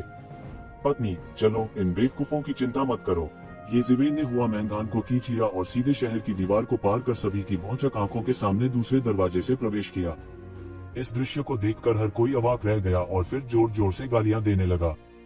यह सही है, अगर यह दरवाजा नहीं खोला जा सकता है तो वे बस दूसरे में बदल सकते हैं। फिर भी वे इतने लंबे समय से यहाँ फंसे हुए थे, फिर भी वे स्वयं को मूर्ख बनाना चाहते थे। दरअसल वे पहले से ही खुद को बेवकूफ बना रहे थे। वे केवल मूर्ख थे, उनका आईक्यू जल्दी में था। इस समय उन्हें अचानक चेहरे पर थोड़ी लाली, शर्म और गुस्सा महसूस हुआ। यह इतना आसान कारण था, लेकिन उन्होंने हठपूर्वक यहाँ जाने का विकल्प चुना था। क्या यह उनके आईक्यू के जल्दी में होने का संकेत नहीं था? हालांकि वे हमेशा अपने अपने बलों और कुलों में अत्याचारी और अजेय रहे थे। ऐसी असहाय स्थिति का उसने पहले कभी सामना नहीं किया था। इस प्रकार एक पल के लिए उन्होंने केवल इस गठन को तोड़ने के बारे में सोचा और किसी अन्य तरीके के बारे में नहीं सोचा। यह एक रेसिंग कार की तरह था जो अचानक तेज गति से एक मोड़ का सामना करती है, लेकिन बिल्कुल भी मुड़ने में असमर्थ थी और सीधे मौके पर ही दुर्घटनाग्रस्त हो गई। इस समय वे यहाँ रहने के लिए अभी भी कैसे हो सकते हैं? वे रोशनी की धारा में बदल गए और लुओयू शहर में घुस गए। ये ज़िवेन और हुआ मैंगान ने साथ साथ लुओयू शहर में प्रवेश किया। उन्होंने पहले कई गुटों को देखा था, लेकिन लुओयू शहर में प्रवेश करने के बाद उन्होंने पाया कि वे कबीले तुलना में फीके थे। कुछ शक्तिशाली कुलों को छोड़कर अधिकांश कुलों में केवल एक या दो लोग थे और उनमें से कई अपने अपने कुलों के कुलीन थे। यद्यपि कुलों की संख्या अधिक नहीं थी, फिर भी उन्हें अत्याचारी माना जा सकता था। कोई नहीं जानता था कि 10,000 वर्ल्ड्स में कितने कबीले थे, लेकिन जब तक कबीले काफी मजबूत थे वे यहाँ पाए जा सकते थे। पूरा शहर बहुत बड़ा नहीं था और हुआन दुनिया के करोड़ों शहरों की तुलना में यह बहुत छोटा था, लेकिन इसमें इतिहास के उलटफेर की भावना थी और कई कठिनाइयों से गुजरा था। इस शहर में प्रवेश करने के बाद एक महान विद्वान की बात करने और हंसने की भावना थी और आम लोगों का आना जाना नहीं था। जो लोग यहाँ प्रवेश कर सकते थे वे कम से कम प्रोफाउंड लाइफ रियलम या उससे ऊपर थे और हुआन दुनिया के बड़े शॉट्स थे। गहन दुनिया में हालांकि विभिन्न कुलों से अरबों जीव थे जिन्हें वास्तव में अधिकार वाले लोगों के रूप में माना जा सकता था, वे कम से कम गहन जीवन स्तर और उससे ऊपर के विशेषज्ञ थे। शहर के भीतर अधिकांश लोग गहन जीवन अवस्था और उसके बाद के अस्तित्व में थे।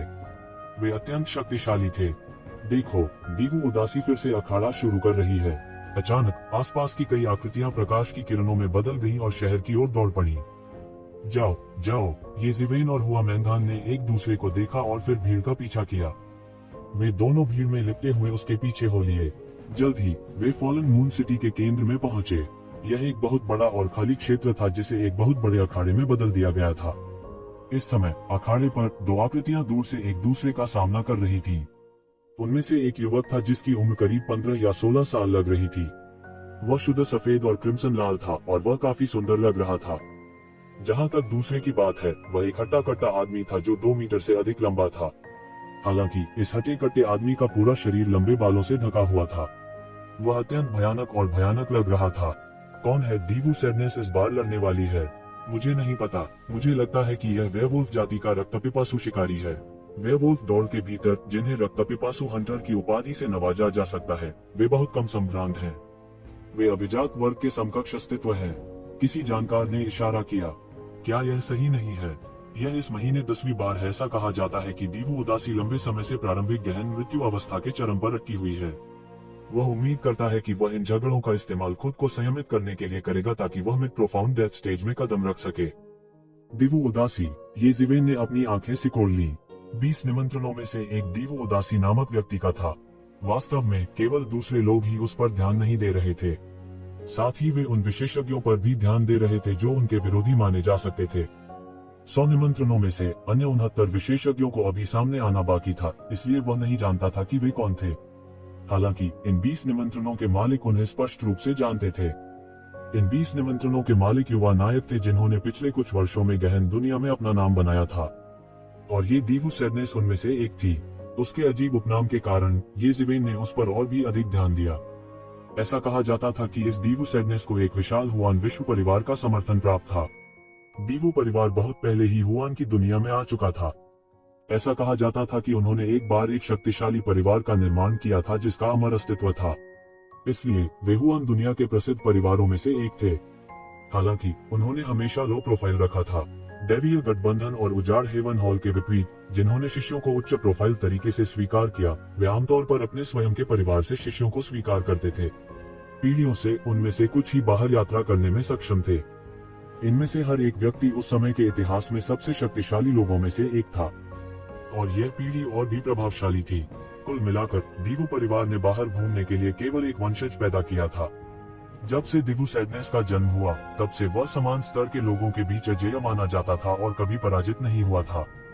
वह अत्यंत अत्याचारी था और युवा पीढ़ी के बीच उसकी बहुत प्रतिष्ठा थी। इसके अलावा वह एक ऐसे परिवार में पैदा हुआ था जिसने एक अमर विरासत पैदा की थी, इसलिए उन्हें इस पीढ़ी में अपने ताऊ को साबित करने के लिए सबसे संभावित अस्तित्व माना जाता था। बात बस इतनी थी कि यक्षिबेन ने केवल दीवू के इस दुख के बारे में सुना था, लेकिन उसे व्यक्तिगत रूप से कभी नहीं देखा था। उसे यहाँ देखने की उम्मीद नहीं थी।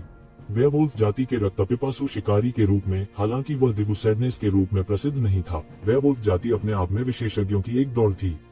उनमें से रक्तपिपासु हंटर सबसे मजबूत, अभिजात वर्ग के सबसे मजबूत थे। भर्ती के लिए निम्नतम मानक गहरा क्षेत्र और उससे ऊपर था। यह ऐसी जगह नहीं थी जिसमें आम लोग शामिल हो सकें। इसलिए जब तक रक्तपिपासु शिकारी के नाम का उल्लेख किया गया था, तब तक सभी जानते होंगे कि कोई अतुलनीय विशेषज्ञ होना चाहिए। इस समय ये दोनों लोग मंच पर पूरी तरह से एक दूसरे का सामना कर रहे थे, एक दूसरे को घूर रहे थे।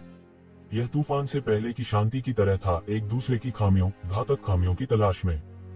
खुद को सुधारने के लिए दूसरे लोगों के हाथों का उपयोग करना, TSK इस दीवू उदासी में वास्तव में कुछ कौशल है। येज़िवेन ने अपनी आंखें सिकोड़ ली और कहा, उसके मुंह का कोना एक मुस्कान में उठा। यदि वह अपराजेय तरीके से अपना दाव सिद्ध करना चाहता था तो इन लोगों को हराना ही आधार था। इन्हीं लोगों में दीवू उदासी भी एक दहलीज थी। इस समय दीवू दुख की ताकत को देखने का अवसर भी बुरा नहीं था। यही कारण था कि जब उन्होंने दीवू सैडनेस का नाम सुना तो वह और हुआमैंगान दौड़ पड़े। अपने आप को जानो और अपने शत्रु को जानो और तुम कभी पराजित नहीं होगे। हुआमैंगान के चेहरे पर भी गंभीर भाव थे। वह बहुत गंभीर लग रही थी। वह स्क्रीन से अपनी आंखें नहीं हटा पा रही थी। वह एक महिला थी, हालांकि उम्र और लिंग किसी के लिए कोई मायने नहीं रखता था जो अपने दाव को साबित करने के लिए दृढ़ था। उनके लिए केवल एक चीज मायने रखती थी कि वे अपने दाव को साबित करें या दूसरों के लिए एक सीढ़ी बने। जैसा कि येज़िवेन ने कहा था, यह ऐसा कुछ नहीं था जिसे एक औसत व्यक्ति करने की हिम्मत करेगा, क्योंकि अगर वे सावधान नहीं होते तो कोई घायल हो सकता था या दूसरों द्वारा मारा भी जा सकता था। यह दोधारी तलवार थी। यह दूसरों को चोट पहुंचा सकता है, लेकिन यह खुद को भी चोट पहुंचा सकता है। इसलिए दीवू सैडनेस की यह प्रतियोगिता इतने सारे लोगों को देखने के लिए आकर्षित कर सकती है। इन लोगों में कुछ ही ऐसे थे जो यहाँ शो देखने पहुंचे थे। उनमें से अधिकांश के विचार येज़िवेन के समान थे और वे सभी इन लोगों के विवरण का पता लगाना चाहते थे। विशेष रूप से उनके लिए जो कोटा टोकन प्राप्त करने में रुचि रखते थे, यह और भी महत्वपूर्ण था। दीवू उदासी चाहे कितनी भी मजबूत क्यों न हो, उनके लिए यह एक सीमा थी जिसे पार करना होगा। और सभी के आने के बाद दो लोगों के बीच टकराव में वेयरवुल्फ ने हमला करने की पहल की। ऐसा लग रहा था कि संवेग के ऐसे टकराव में वह पहले व्यक्ति थे जो टिकने में असमर्थ थे। गर्जन। वेयरवुल्फ के बालों वाले चेहरे ने सीधे अपना मुंह खोला और एक लंबी दहाड़ निकाली। हवा की लहरें पागलपन से बाहर निकली, जिससे राक्षसी लहरों के घेरे बन गए जो बह गए। सौभाग्य से यह अखाड़ा ही विशेष रूप से मजबूत किया गया था और इसमें एक महान व्यक्ति का निशान था। अन्यथा केवल यह लंबी गर्जना ही आसपास के 100 मील को पूरी तरह से चूर चूर कर सकती थी। यह एक गहन मृत्यु क्षेत्र विशेषज्ञ का आतंक था।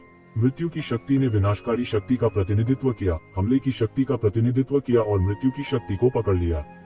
किसी के हाथ या पैर की हर हरकत में एक बड़ी शक्ति होती है जो शून्य को चकनाचूर कर सकती है। स्वोश। वेयरवुल्फ अचानक जमीन पर गिर गया और एक बड़ी दरार दिखाई दी। अपने शक्तिशाली शरीर के भरोसे ही वह तोप के गोले की तरह निकल गया। उसने अपने पंजे खोले और जैसे कि वह चांद को अपनी बाहों में पकड़े हुए था, उसने सीधे दीवू हॉटब्रेक की ओर इशारा किया, उसे आधे में फाड़ने का इरादा किया। और इसी वक्त दीवू हॉटब्रेक ने आखिरकार अपनी चाल चली। कोई अतिरिक्त हलचल नहीं थी। उसकी आंखें अचानक चमक उठी और उसके हाथ में अचानक एक लंबा धनुष दिखाई दिया। इस धनुष को रहस्यमयी पैटर्न के साथ उकेरा गया था, एक साधारण और बिना अलंकृत बैज की तरह, लेकिन दुनिया के गहन सत्य की तरह भी। इस समय एक तीव्र प्रकाश अचानक फूट पड़ा, दिन के समान उज्ज्वल। दुनिया के सभी सत्य और दुनिया के नियम प्रकट होने लगे और पागलपन से उसके शरीर के चारों ओर उबलने लगे। स्विश, एक तेज आवाज हवा के माध्यम से चुभ गई। दीवू हॉटब्रेक के हाथ में धनुष अचानक वापस खींच लिया गया था और फिर एक पल में प्रकाश का एक तीर अचानक बना और एक पल में बाहर निकल गया। बूम! प्रकाश का पूरा तीर हवा में घूमता है, आसपास की आध्यात्मिक ऊर्जा को पागलों की तरह अवशोषित करता है और फिर एक शक्तिशाली ऊर्जा बवंडर का निर्माण करता है जो बाहर निकलता है। प्रकाश का यह तीर एक शक्तिशाली ऊर्जा ज्वार की तरह सीधे वेयरवुल्फ के सिर की ओर चला गया। भले ही उनका पूरा शरीर हवा में लगभग घुल चुका था, फिर भी उन्हें दीवू हॉटब्रेक का निशाना बनाया गया था। प्रकाश का यह तीर ऊर्जा के एक शक्तिशाली ज्वार की तरह था जो सीधे वेयरवुल्फ के सिर की ओर जा रहा था। भले ही उनका पूरा शरीर हवा में लगभग गायब हो गया था, फिर भी उन्हें दीवू हॉटब्रेकर ने लॉक कर दिया था। यह ऐसा था जैसे उसे राडार द्वारा बंद कर दिया गया हो और बचने का कोई रास्ता नहीं था। हालांकि एक जोर की दहाड़ के साथ वेयरवुल्फ को शून्य से बाहर कर दिया गया था, जैसे कि उसके पास दौड़ने के लिए कहीं नहीं था। वह केवल भयंकर रूप से दहाड़ सकता था और उसके पंजों ने ऊर्जा के रक्त लाल ज्वार को बाहर निकाल दिया। खून का प्यासा आकाश विभाजन पंजा। उसने एक बड़ी दहाड़ निकाली, अपने पंजे खोले और वास्तव में अपने हाथों में हल्का तीर पकड़ लिया। फिर उसने अचानक हल्के तीर पर वार किया और एक पल में हल्का तीर सीधे पाउडर में कुचल दिया गया। यह आदान प्रदान बेहद तेज था। गहन जीवन स्तर के कई लोग बस स्पष्ट रूप से देखने में असमर्थ थे कि क्या हुआ था। जो कुछ हुआ था उसे बमुश्किल समझने के लिए वे इसे केवल अपने दिमाग में लगातार दोहरा सकते थे। शुरू से ही दोनों पक्षों ने कोई रहम नहीं दिखाया। वे शुरू से ही एक दूसरे को मारने पर पूरी तरह से केंद्रित थे। तेज, इतनी जल्दी। कुछ लोग मदद नहीं कर सके लेकिन ठंडे पसीने में बह गए, विशेष रूप से वे जो प्रवेश टोकन प्राप्त करने के लिए दृढ़ थे। इस समय जब उन्होंने दीवू हॉटब्रेकर की ताकत देखी तो वे पसीने से तरबतर हो गए। इस तरह की गति के साथ यदि वे होते तो संभावना है कि वे बहुत जल्दी मर जाते। बाकी सब चीजों की उपेक्षा करते हुए सिर्फ दीवू हॉटब्रेकर का तीर ही उन्हें पूरी तरह से मारने के लिए काफी था। उस तरह की गति बहुत तेज थी, चाहे वह हमले की गति हो या तीर की गति, यह बस सीमा से परे थी। अगर उन्होंने इसे अपनी आंखों से नहीं देखा होता तो उन्हें विश्वास नहीं होता कि कोई इतना तेज हो सकता है। हालांकि मार्शल कलाकार जो धनुष और तीर का इस्तेमाल करते थे वे करीबी मुकाबले में अच्छे नहीं थे। वास्तव में जब तक विरोधी उनके करीब नहीं आए तब तक यह ठीक रहेगा। यह एक अघुलनशील समस्या प्रतीत होती थी, लेकिन वास्तव में इसे हल करना सबसे आसान समस्या थी। हालांकि आधार यह था कि हमले की गति प्रतिद्वंद्वी की तुलना में बहुत तेज होनी चाहिए और बहुत तेज अप्रत्याशित रूप से दिखाई देना और गायब हो जाना। तभी वे अपने हमले की सीमा के भीतर सभी दुश्मनों को रोक सकते थे। दोनों पक्ष इतनी तेजी से लड़ रहे हैं। वेयरवुल्फ जाति के रक्तपिपासु शिकारी वास्तव में असाधारण हैं। मूल रूप से मैंने केवल यह सुना कि ये रक्तपिपासु शिकारी प्रत्येक लाशों के पहाड़ और रक्त के समुद्र से बाहर निकल आए। यह कहा जा सकता है कि उन्होंने वेयरवुल्फ दौड़ के लिए अपना सर्वश्रेष्ठ प्रदर्शन किया है और न जाने कितने विशेषज्ञों को मारने के लिए बहुत प्रयास किए इससे पहले कि वे रक्तपिपासु शिकारी में समाहित हो सकें। अब ऐसा लगता है कि अफवाहें सच हैं और वास्तव में ऐसी संभावना है। वेयरवुल्फ जाति के रक्तपिपासु शिकारियों की तुलना में दीवू हॉटब्रेकर वास्तव में भयानक है। क्या आपने अभी उसका हमला देखा? पूरे शहर ने इसे देखा। यह स्पष्ट रूप से बहुत धीमा लग रहा था और यह स्पष्ट रूप से ऐसा लग रहा था जैसे यह अभी भी बीच में था वायु। लेकिन जब मैंने प्रतिक्रिया व्यक्त की तो मैंने पाया कि प्रकाश तीर ने वेयरवुल्फ को लगभग छेद दिया था। इस तरह की रहस्यमयी तकनीक वास्तव में दीवू परिवार की इस पीढ़ी के उत्तराधिकारी होने के योग्य है। वह बस अत्याचारी है। उद्धरण चिन्ह। हाँ, यह दीवू परिवार की सूर्य तीरंदाजी की अनूठी तकनीक है। ऐसा कहा जाता है कि दीवू परिवार के पूर्वज एक बार इस तकनीक पर भरोसा करते थे और एक बड़े सूरज को सीधे मार गिराते थे और सर्वोच्च प्रतिष्ठा हासिल करते थे। वह तीरंदाज भगवान थे। एक पीढ़ी। बहुत से लोग भावनाओं से आहें भरे बिना नहीं रह सके। इस स्तर तक साधना करने के बाद वे कैसे नहीं जान सकते थे कि एक सामान्य संसार में सूर्य भी एक विशाल तारा था। प्रोफाउंड लाइफ रियलम का एक साधारण विशेषज्ञ भी इतने बड़े सितारे का कुछ नहीं बिगाड़ सका। अगर यह रहस्यमय दुनिया में एक बड़ा सूरज था तो इसका उल्लेख नहीं करना यह एक अत्यंत रहस्यमय अस्तित्व था। एक बड़े सूर्य को नीचे गिराने में सक्षम होने के लिए यह धनुर्धर भगवान की विरासत होने के योग्य था। कहा जा सकता है कि दीवू परिवार के पास गहरी विरासत है। तीरंदाजी का प्रयोग करना यह बहुत दुर्लभ है। येज़िवेन ने अपनी ठुड्डी को रगड़ा और उत्सुकता से सोचा। उसके लिए उसने दैनिक आधार पर सभी प्रकार के विशेषज्ञों को देखा था, लेकिन तीरंदाजी का इस्तेमाल करने वाले लोगों को देखना दुर्लभ था। हालांकि इस तरह की मार्शल आर्ट का अत्यधिक अभ्यास करने पर यह बेहद शक्तिशाली थी, लेकिन इसमें एक बहुत बड़ी खामी भी थी। इसलिए बहुत कम लोगों ने इसका इस्तेमाल किया। लेकिन एक बार जब वे इसका इस्तेमाल करने वाले किसी व्यक्ति से मिले तो वे आमतौर पर एक अत्यंत शक्तिशाली विशेषज्ञ थे।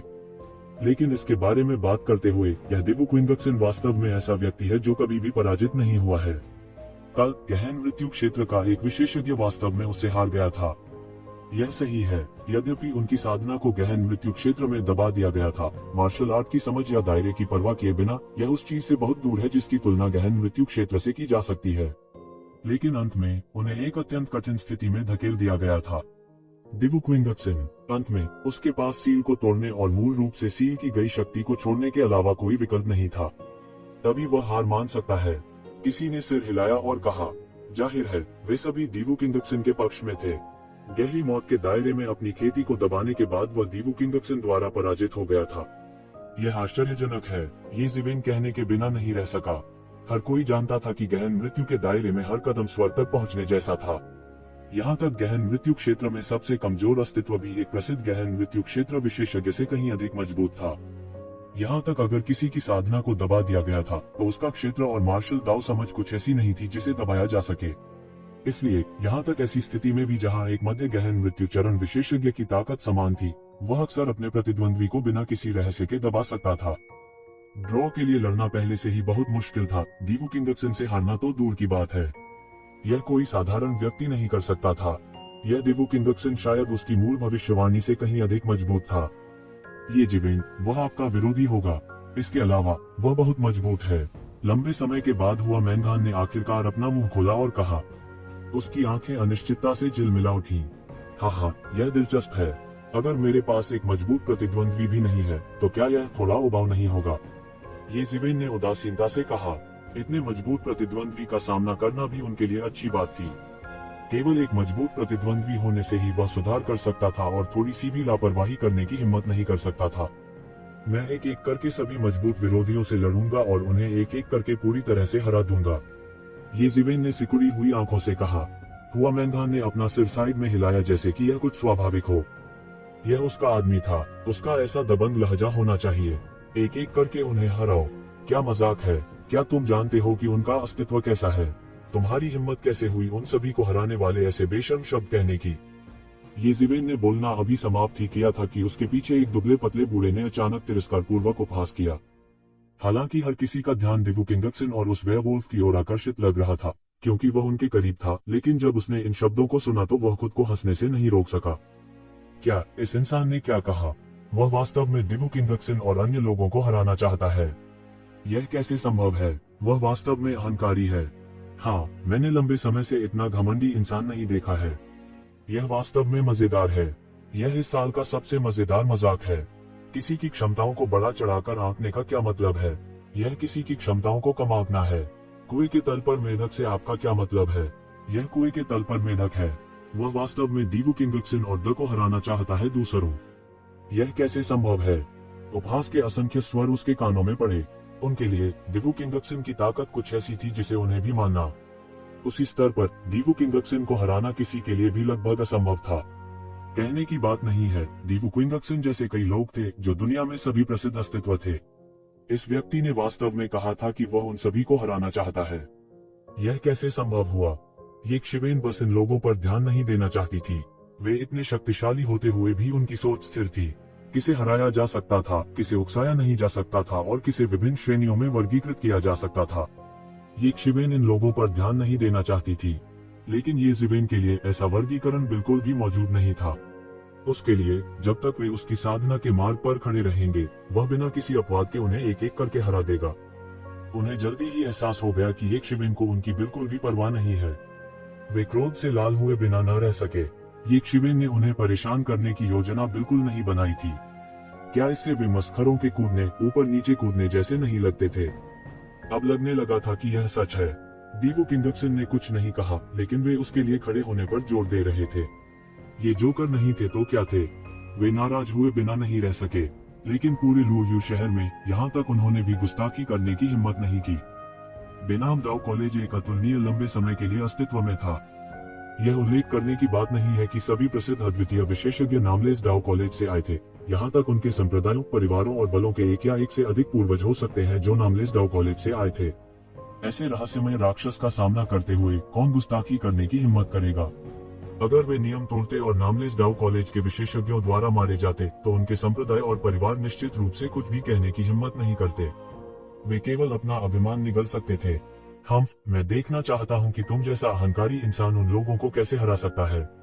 पतला बूढ़ा आदमी मदद नहीं कर सकता था, लेकिन गुस्से में खर्राटे लेता था। लेकिन कोई दूसरा रास्ता नहीं था। ये शिवेन को इस बात की जरा भी परवाह नहीं थी कि वे क्या कह रहे हैं। उसके कान एक फिल्टर की तरह थे, सीधे उनके शब्दों को फिल्टर कर रहे थे। लेकिन बहुत जल्द ही वह मैदान की लड़ाई से पूरी तरह आकर्षित हो गया। इस समय पहले दौर की लड़ाई के बाद दोनों पक्षों ने एक दूसरे के बारे में कुछ विवरण खोज लिए थे। लड़ाई का दूसरा दौर और भी पागलपन भरा था, तूफान की तरह सीधे बहकर। लेकिन इस बार यह वेयरवुल्फ कबीले का रक्तपिपासु शिकारी था, जिसका शुरू से अंत तक हाथ था। उसके हमले एक ज्वार की तरह थे, लगातार रक्त लाल बत्ती को चीरते हुए। उसने दीवू किंगक्सन को घेर लिया, या यूं कहें कि उसे एक बहुत छोटे से क्षेत्र में फंसा दिया। हालांकि निकट सीमा पर प्रकाश तीरों की शक्ति बहुत बढ़ गई थी, उसी समय अचानकता बहुत कम हो गई थी। वेयरवुल्फ कबीले की अत्याचारी ताकत के तहत हल्के तीर लगातार पीछे हटते दिख रहे थे। यह वेयरवुल्फ हारने वाला है, अचानक यिक्शिवेन ने धीरे से कहा। यह वेयरवुल्फ हारने वाला है, अचानक यिक्शिवेन ने मंद स्वर में कहा। येजिवेन की आवाज गिरने से पहले उसने बूढ़े आदमी की उल्लू जैसी कर्कश और अप्रिय हंसी सुनी। हा, यह बहुत मजेदार है। मानव लड़के, मैं देख रहा हूँ कि आपने अपने शब्दों को बहुत जल्दी बदल दिया। क्या यह सच है? क्या यह दीवू हॉटेट की ताकत के कारण है कि आप इसे कहने की हिम्मत नहीं करते हैं? बूढ़े आदमी ने कुटिल मुस्कान के साथ कहा। दीवू हॉटेट की ताकत वास्तव में खराब नहीं है, लेकिन इस वेयरवुल्फ की ताकत शायद उसकी तुलना में बहुत मजबूत है। हाँ, रक्तपिपासु शिकारी के पास अब लाभ है। तुम्हें कैसे पता कि रक्तपिपासु शिकारी हारने वाला है? जैसे ही बूढ़े आदमी ने बोलना समाप्त किया, बहुत से लोगों ने आवाज लगाई। उनके लिए इस मानव बच्चे की अच्छी छाप नहीं थी, जो स्वर्ग और पृथ्वी की विशालता को नहीं जानता था। हाँ, यह हास्यास्पद है। अब दोनों पक्ष समान रूप से मेल खाते हैं और दीवू हॉटेट प्रतिबंधित है। चाहे कुछ भी हो, उसके लिए यह देखना असंभव है कि रक्तपिपासु शिकारी हारने वाला है। हाँ, रक्तपिपासु हंटर अधिक मजबूत है, और सबसे महत्वपूर्ण बात यह है कि हालांकि दीवू हॉटेट की सन शूटिंग आर्चरी अच्छी है, जब तक कि यह सीधा टकराव नहीं है, उसके लिए हारना असंभव होना चाहिए। सभी उपहास करने लगे, हालांकि वे यह नहीं देख पाए कि अंत में कौन जीतेगा। किसने इस घृणित लड़के को यह कहने के लिए कहा कि रक्तपिपासु शिकारी हारने वाला था? स्वाभाविक रूप से वे कहेंगे कि रक्तपिपासु शिकारी क्यों हारने वाला था। वास्तव में यह बहुत संभव था। दोनों पक्षों की ताकत अत्यधिक उच्च कही जा सकती है। इस वजह से दोनों में से किसी एक की जीत संभव हो पाई थी। उनके लिए यह एक जुआ जैसा था। वे इस बात पर दांव लगा रहे थे कि कौन जीतेगा। येजिवेन के मुंह में तिरस्कार भरी मुस्कान आ गई और फिर कहा, गर्मियों के कीड़े बर्फ के बारे में बात नहीं कर सकते। मुझे तुम जैसे बेवकूफों से कुछ नहीं कहना है। क्या तुम कहने की हिम्मत करते हो कि हम बेवकूफ हैं? थोड़ा हरामी, मुझे लगता है कि तुम अब और नहीं जीना चाहते। आप मौत की तलाश कर रहे हैं। जब इन लोगों ने यिक्शिवेन की बातें सुनी तो वे अचानक शोर मचाने लगे। यह ऐसा था जैसे चाचा इसे सहन कर सकते हैं, लेकिन चाची नहीं कर सकती। उन्होंने मूल रूप से इस आदमी को एक मजाक के रूप में माना था, जो स्वर्ग और पृथ्वी की विशालता को नहीं जानता था। हालांकि यह लड़का, जिसे वे मजाक समझते थे, ने उसे हेय दृष्टि से देखा था। यह बस एक तिरस्कार था जिसने उनके उल्टे पैमाने को छू लिया। ओह, मैं समझ गई, तुम्हारा मतलब। हुआमेंगान ने अचानक प्रतिक्रिया व्यक्त की। हालांकि उसने यिक्शिवेन जितनी तेजी से प्रतिक्रिया नहीं की, फिर भी उसने तुरंत प्रतिक्रिया दी। हाँ, यही बात है। दीवू दिलदार एक कोने में दबा हुआ लगता है, लेकिन अगर तुम गौर से देखो तो तुम देख सकते हो कि दीवू दिलदार तेजी से तीर मार रहा है। येजिवेन ने अपनी आंखें सिकोड़ ली और कहा, इसका कोई मतलब नहीं है। यह ठीक है, क्योंकि शूटिंग आवृत्ति में वृद्धि हुई है कि प्रत्येक तीर की शक्ति एक सीमा तक कम हो गई है। जब तक रक्तपिपासु शिकारी सावधान है, वह रक्तपिपासु शिकारी को बिल्कुल भी धमकी नहीं दे सकता।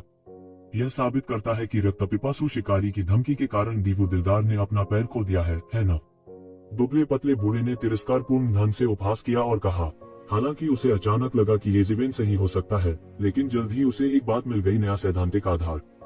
यह भी बहुत संभव था। आखिरकार उनमें से कोई भी नहीं था, इसलिए कोई भी स्थिति बहुत संभव थी। शूटिंग की आवृत्ति जितनी अधिक होती है, उतनी ही शक्ति भी खतरनाक दर से घटती है। धीरे धीरे, जब तक रक्तपिपासु शिकारी सावधान था, यह लगभग कोई खतरा नहीं होगा। टकराना। प्रकाश तीर सीधे रक्तपिपासु शिकारी के सिर पर लगा, लेकिन वह उसके फर को बिल्कुल भी नहीं भेद सका। यह केवल एक बार रक्त पिपासु शिकारी के सिर से टकरा सकता था और फिर यह अचानक हल्के धब्बों से भरे आकाश में बदल गया, जैसे कि यह बना हो और आकाश में तारों की तरह बिखर गया हो। क्या आपके पास इतना ही है? दीवू दिल, मैं मूल रूप से आपके दीवू परिवार की शूटिंग सन तीरंदाजी की बहुत प्रशंसा करता था, लेकिन अब ऐसा लगता है कि यह केवल इतना ही है। इस तीर से बिल्कुल भी प्रभावित नहीं हुआ।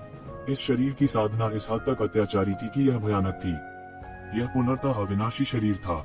हालांकि यह हल्का तीर जल्दबाजी में चलाया गया था, फिर भी इस रक्तपिपासु शिकारी के अत्याचारी शरीर को नकारा नहीं जा सकता था। बहुत से लोग ठंडी हवा की सांस लेने के अलावा और कुछ नहीं कर सकते थे। इसके बारे में सोचो, अगर यह वे थे तो बहुत संभावना थी कि उन्हें मौके पर ही छेद दिया जाएगा। कम से कम वे गंभीर रूप से घायल हो जाते, लेकिन इस रक्तपिपासु शिकारी के लिए इस तरह सकुशल होना असंभव था। देखो, बच्चा जो स्वर्ग और पृथ्वी की विशालता को नहीं जानता। इस रक्तपिपासु शिकारी के बारे में कहा जा सकता है कि वह लाशों के पहाड़ और खून के समुद्र से बाहर निकल आया है। उसका युद्ध का अनुभव अतुलनीय रूप से समृद्ध है, और इस तरह के अत्याचारी शरीर के साथ दीवू दिलदार भी इस रक्तपिपासु शिकारी को तब तक घायल नहीं कर सकता जब तक कि यह एक आवेशित तीर न हो और भी तिरस्कारपूर्ण हो गया। हाँ, अगर वह उसे घायल भी नहीं कर सकता है तो यह खूनी शिकारी की विफलता और भी हास्यास्पद है। वास्तव में हमें इस मानव के साथ समय बर्बाद नहीं करना चाहिए। यह केवल हमारे समय की बर्बादी है। यह मानव वास्तव में सोचता है कि वह कोई महत्वपूर्ण व्यक्ति है। कई लोगों का लहजा और भी तिरस्कारपूर्ण था। जाहिर है, उन्हें विश्वास नहीं था कि इस तरह के अत्याचारी रक्तपिपासु शिकारी को हराया जा सकता है। दीवू दिलदार ने ज्यादा कुछ नहीं कहा, लेकिन उनके हाव भाव और भी ज्यादा केंद्रित हो गए। उसकी 5 उंगलियां शून्य में चुप गईं और मुट्ठी भर हल्के तीर शून्य में उड़ गए। एक उल्कापिंड की तरह पूंछ को खींचते हुए वे हवा के माध्यम से रक्तपिपासु हंटर की ओर बढ़ गए, अपने परिवेश को बंद करने की कोशिश कर रहे थे। इस तरह के जवाबी हमले को गलत नहीं कहा जा सकता है, और यहाँ तक यह भी कहा जा सकता है कि उसने उन सभी संभावित मार्गों को समझ लिया है जो रक्तपिपासु शिकारी आगे ले जाएगा। लेकिन यह बेकार था। ये हल्के बाण रक्तपिपासु शिकारी के शरीर पर गिरे, लेकिन उनका कोई असर नहीं हुआ। वे रक्तपिपासु शिकारी के बचाव को नहीं तोड़ सके, यहाँ तक उसकी मांसपेशियां भी नहीं। सिर नहीं, बाह नहीं, जांघ नहीं। दीवू दिलदार थोड़ा थोड़ा करके बुदबुदाया, लेकिन उसकी आंखें और दृढ़ हो गईं और वह एक के बाद एक हल्के तीर छोड़ता रहा। सिर नहीं, हाथ नहीं, जांघ नहीं। ये ज़िवेन बुदबुदाया और उसकी आंखें अचानक चमक उठी। यह लड़ने का बिल्कुल नया तरीका था। क्या वह प्रतिद्वंद्वी को थोड़ा थोड़ा करके परख रहा था? यह चरम पर चालों का उपयोग कर रहा था, और इसे उनकी सामान्य खुली लड़ाई पद्धति से पूरी तरह से अलग दृष्टिकोण कहा जा सकता था, लेकिन यह उनके अनुभव पर भी आधारित था। उसने बस उन लोगों के व्यंग्य को नजरअंदाज कर दिया, लेकिन हुआ मैदान इसे बर्दाश्त नहीं कर सका और कई बार उन लोगों को सबक सिखाना चाहता था, लेकिन ये ज़िवेन ने रोक दिया क्योंकि यह आवश्यक नहीं था। लड़का, तुम किस बारे में बड़बड़ा रहे हो? क्या सिर, हाथ, जांघ? बूढ़ा आदमी ये ज़िवेन पर ध्यान दे रहा था। यह मानव लड़का बस गुस्से में था। वह कभी किसी ऐसे व्यक्ति से नहीं मिला था जो उसकी परवाह नहीं करता था और उसे पूरी तरह से अनदेखा करता था। उसे अचानक एहसास हुआ, सिर, बाह, जांघ, क्या ये वो जगह नहीं थी जहां दीवू दिल ने खून के प्यासे शिकारी को गोली मारी थी? उसकी बात करे तो उसके दिमाग में अचानक एक बुरा विचार कौंध गया। हालांकि वह गुस्से में था, वह मूर्ख नहीं था। यह कहने की बात नहीं कि इस स्तर तक साधना करने में सक्षम होने के लिए उनमें से कौन सैकड़ों लड़ाइयों का अनुभवी नहीं था। अपनी उम्र में वह नहीं जानता था कि उसने कितनी लड़ाइयों का अनुभव किया है, और उसका अनुभव बहुत समृद्ध कहा जा सकता है। पहले केवल कुछ सुराग थे और उन्हें जोड़ने के लिए कोई सुराग नहीं थे। अब जब यक्षिवेन ने इसका उल्लेख किया था तो उसे अचानक ज्ञान की अनुभूति हुई। यह नीले रंग से बाहर एक बोल्ट की तरह था, एक गड़गड़ाहट जिसने जमीन को चपटा कर दिया, तुरंत उसे जगा दिया। वह सिर्फ यज़िवेन से असंतुष्ट और तिरस्कृत था, लेकिन ऐसा नहीं था कि वह अज्ञानी था। क्या यह हो सकता है? उसने अचानक अपना सिर उठाया और सदमे में युद्ध के मैदान को देखा। आपने आखिरकार प्रतिक्रिया दी। यह सही है। यह तथ्य कि आप अभी भी प्रतिक्रिया कर सकते हैं, यह दर्शाता है कि आप पूरी तरह से मूर्ख नहीं हैं। यज़िवेन ने एक मजाकिया मुस्कान के साथ कहा, अभी अभी हुए सभी हमले सिर्फ दीवू के दिल की जांच थे, रक्तपिपासु हंटर की कमजोरी की जांच, और एक बार कमजोरी मिल जाने के बाद परिणाम पहले से ही तय हो गया है। यह रक्तपिपासु हंटर निश्चित रूप से हार जाएगा। उसने झुकी आंखों से कहा। उसने दीवू दिलदार के विचारों का एक पल में लगभग अनुमान लगा लिया था। इस दौरान सभी के होश ठिकाने आ गए। यक्षिवेन के शब्दों को सुनकर यह वास्तव में बहुत संभव था। इससे कोई फर्क नहीं पड़ता कि वे कितने अनिच्छुक थे, उन्हें यह स्वीकार करना पड़ा कि यक्षिवेन ने जो कहा वह वास्तव में संभव था। असंभव, दुबले पतले बूढ़े ने दांत पीस कर कहा। वो यह स्वीकार नहीं कर सकता था कि उसने यक्षिवेन को गलत समझा था। वास्तव में यदि उसका दिमाग सामान्य होता तो वह शायद पहले ही इसे देख चुका होता। हालांकि वो एक शिवेन के गुस्से से पूरी तरह से अंधा हो गया था। जब तक ये शिवेन इसके लिए सहमत होती, वो पहले इसका विरोध करता। यदि यह कमजोरी की जांच कर रहा है तो मुझे बताओ, रक्तपिपासु शिकारी की कमजोरी कहाँ है? वो एक शिवेन को घूरने से खुद को रोक नहीं सका। उन्हें तेज तर्रार माना जाता था और तुरंत सबसे महत्वपूर्ण बिंदु के बारे में सोचा। हाँ, अगर यह सच भी है तो क्या यह मिल सकता है? अभी अभी दीवू दिल के तीरों की जांच की गई है, लेकिन कोई कमजोरी नहीं है जिसका फायदा उठाया जा सके। हाँ, यह रक्तपिपासु शिकारी पहले से ही उस बिंदु तक साधना कर चुका है जहाँ कोई कमजोरी नहीं है। भले ही दीवू दिलदार सिर्फ जांच कर रहा हो, कमजोरी ढूंढना असंभव है। ये क्वान के मुंह का कोना थोड़ा सा हिल गया और उसने हल्के से कहा, नहीं, वास्तव में रक्तपिपासु हंटर में एक कमजोरी है और यह पहले से ही दीवू हॉट-हॉटेड द्वारा खोजा जा चुका है, इसलिए मैंने कहा कि उनकी हार निश्चित है। कमजोरी? असंभव, यह बिल्कुल असंभव है। दुबला बूढ़ा तुरंत गुस्से से चिल्लाया। उसने अभी पूरी लड़ाई देखी थी। उसे विश्वास था कि वह कभी गलती नहीं करेगा। ऐसी कोई कमजोरी होना असंभव था जिसका फायदा उठाया जा सके। शारीरिक चिकित्सकों के पास आमतौर पर एक कमजोर बिंदु होता है, लेकिन इस बिंदु पर कोई कमजोर बिंदु कैसे हो सकता है जिसका फायदा उठाया जा सकता है? आपने भी इसे खोज लिया है, यह उसकी छाती है। ये जिवेन ने अपनी आंखें सिकोड़ ली और कहा, इस खून के प्यासे शिकारी का असली कमजोर बिंदु उसकी छाती थी। उसने अपने पीछे दुबले पतले बूढ़े के आश्चर्य की ओर ध्यान नहीं दिया। असंभव, छाती उसके शरीर का सबसे कठिन हिस्सा है। ऐसा नहीं है कि मैंने अभी कोशिश नहीं की। दुबले पतले बूढ़े को इस बात पर जरा भी विश्वास नहीं हुआ। जब उसने यह सोचा तो वह अचानक बहुत शांत हो गया। यह कैसे संभव हो सकता है? उन्होंने अभी पूरी प्रक्रिया देखी थी। अगर कोई कमजोर बिंदु भी होता तो वह छाती नहीं हो सकती थी। यह भी कहा जा सकता है कि छाती उसके पूरे शरीर का सबसे मजबूत रक्षात्मक बिंदु थी। हाँ, यह उसके शरीर का सबसे मजबूत हिस्सा है, लेकिन फिर भी क्या आपने इस पर ध्यान नहीं दिया? उसकी सभी रक्षात्मक चालें कम से कम छाती की स्थिति को मजबूत कर सकती हैं। क्या आपने इस तरह की स्पष्ट कार्रवाई पर ध्यान नहीं दिया? ये जिवेन ने कहा उपहास के साथ। वास्तव में यदि यह सबसे मजबूत बिंदु था, सिद्धांत रूप में बचाव करने की बिल्कुल भी आवश्यकता नहीं होनी चाहिए। हालांकि वेयरवुल्फ की हरकतें उसकी छाती की रक्षा के लिए थीं। यह कल्पना की जा सकती थी कि इस सबसे मजबूत बिंदु के नीचे सबसे कमजोर हिस्सा छिपा होना चाहिए। इस संबंध में ये जिवेन, जो शरीर को परिष्कृत करने की भी अभ्यासी थी, लगभग तुरंत समझ गई कि ऐसा क्यों है। इससे पहले कि उसका अत्याचारी शरीर दाचेन क्षेत्र में पहुंचता, हमेशा एक कमजोरी रही होगी। भले ही कमजोरी अच्छी तरह से छिपी हुई हो, फिर भी कोई कमजोरी होगी। लेकिन उसके अत्याचारी शरीर के बड़ी सफलता तक पहुंचने के बाद उसके शरीर पर एक भी धब्बा ऐसा नहीं था जो पूर्ण न हो। उस समय वास्तव में कोई कमजोरी नहीं होगी। हालांकि उनके भौतिक शरीर की डिग्री और उनके व्युत्पन्न अत्याचारी शरीर की तकनीक की पूर्णता के साथ यह भी दुर्लभ था। यह वेयरवुल्फ अभी अभी मजबूत पैदा हुआ था। इसका उल्लेख ये जिवेन की तरह नहीं किया जा सकता था, जिसके पास अपने भौतिक शरीर को मजबूत करने के लिए एक योजना और उद्देश्य था। अत्याचारी शरीर तकनीक, जितना अधिक वह अभ्यास करता था उतना ही वह इसे महसूस कर सकता था। अत्याचारी शरीर तकनीक के मूल निर्माता केवल अकल्पनीय थे, उनकी दृष्टि किस हद तक व्यापक थी। हालांकि उसे उसका केवल एक टुकड़ा ही प्राप्त हुआ था। वह नींव की पहली परत से एक या दो बातें बताने में सक्षम था।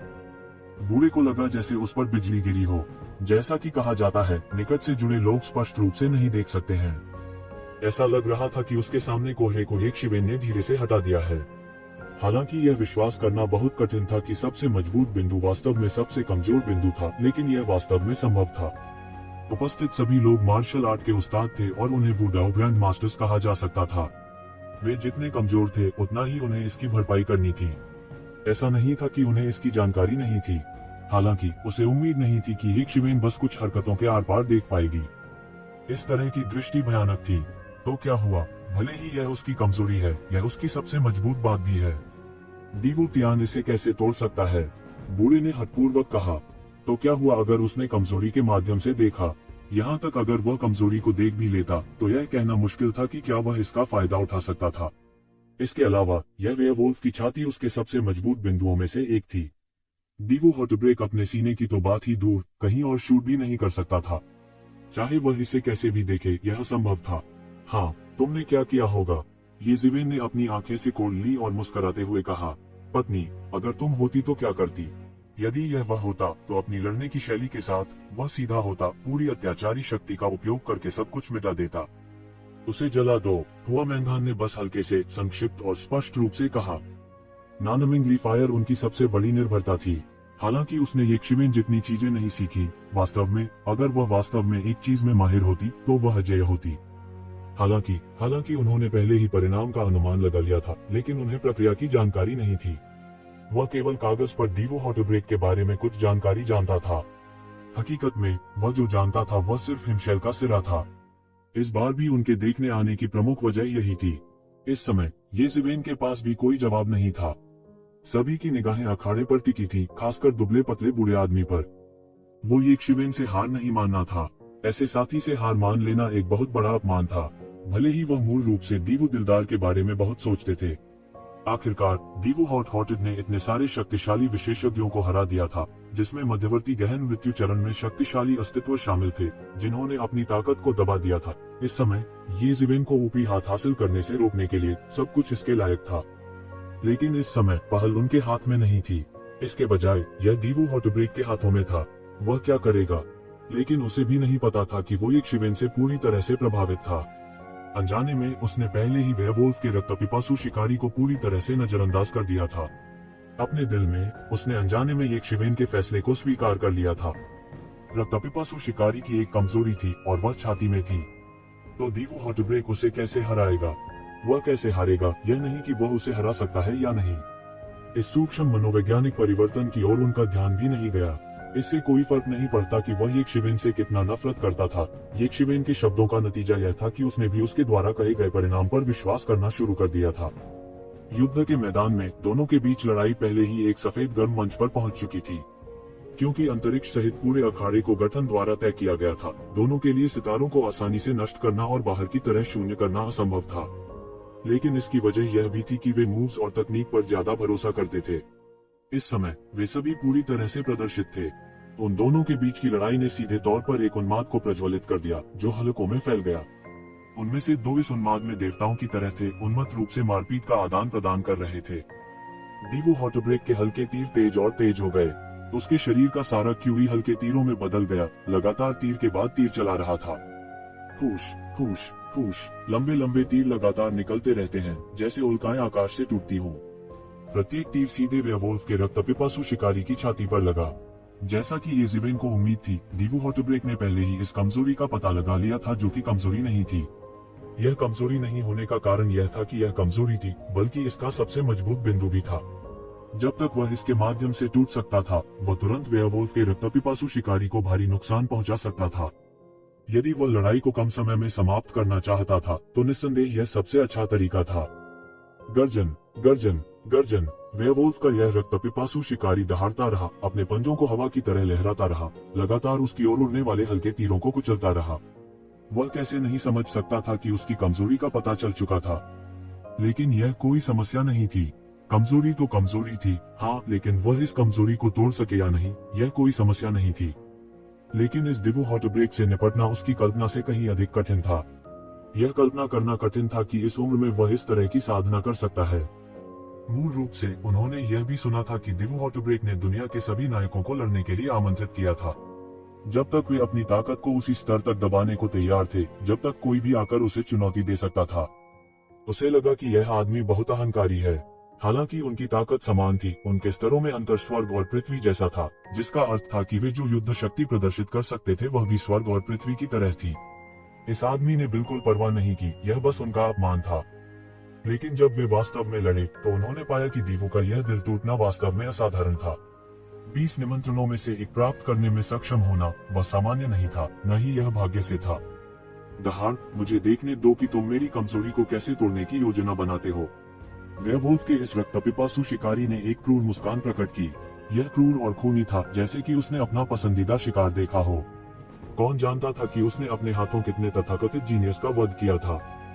बूम! वह अचानक जमीन पर गिर गया और पहाड़ ऐसे हिल गए जैसे भूकंप आया हो। इस समय वह तुरंत मध्य हवा में गायब हो गया और पलटाव बल की मदद से वह बाहर निकल गया। उसकी गति इतनी तेज थी कि वह सीधे हवा के माध्यम से फट गया, और हवा के माध्यम से टूटने की अत्यंत तीव्र और तेज आवाज का फटना था। दीवो हॉटब्रेक के भाव नहीं बदले। वह असामान्य रूप से शांत था। यहाँ तक जब स्थिति उनके लिए सबसे प्रतिकूल थी, तब भी उनकी अभिव्यक्ति में कोई बदलाव नहीं आया। यह अधिक था जैसे कोई भी उसे स्थानांतरित नहीं कर सकता था। यह समय है, इसे समाप्त करने का समय आ गया है। दीवू हॉटब्रेक ने ठंडेपन से कहा, यह कैसा मजाक है? तुम्हें लगता है कि तुम मुझे हरा सकते हो? मेरे लिए टूट जाओ और मेरा शिकार बन जाओ। वेयरवुल्फ के रक्तपिपासु शिकारी की आवाज शून्य से आई, लेकिन उसकी आकृति दिखाई नहीं दी। कोई नहीं जानता था कि वह कहाँ गया था। सूर्यास्त तीर। अचानक दीवू का दिल टूट गया। उसने अपना हाथ खींचा और अचानक उसके हाथ में एक लंबा तीर दिखाई दिया। फिर वह तुरंत आगे उड़ गया। बूम! यह लंबा तीर तेजी से घूमता है और अचानक एक विशाल ऊर्जा तूफान बन जाता है। यह बड़ा और बड़ा होता गया और अचानक शून्य में फट गया। जैसे ही सभी ने सोचा कि वह चूक गया है, यह लंबा तीर अचानक मध्य हवा में रुक गया। शून्य में एक आकृति प्रकट हुई। अगर यह वेयरवुल्फ का वह रक्तपिपासु शिकारी नहीं था तो और कौन हो सकता है? इस समय उसकी छाती पूरी तरह से छिल गई थी। वह स्थिर होकर खड़ा भी नहीं हो सकता था और वह आधा घुटने टेक कर बैठ गया। क्रूर अभिव्यक्ति जो सफल होने वाली थी अभी भी उसके चेहरे पर लटकी हुई थी, लेकिन इस समय यह धीरे धीरे सदमे की अभिव्यक्ति में फैल गई।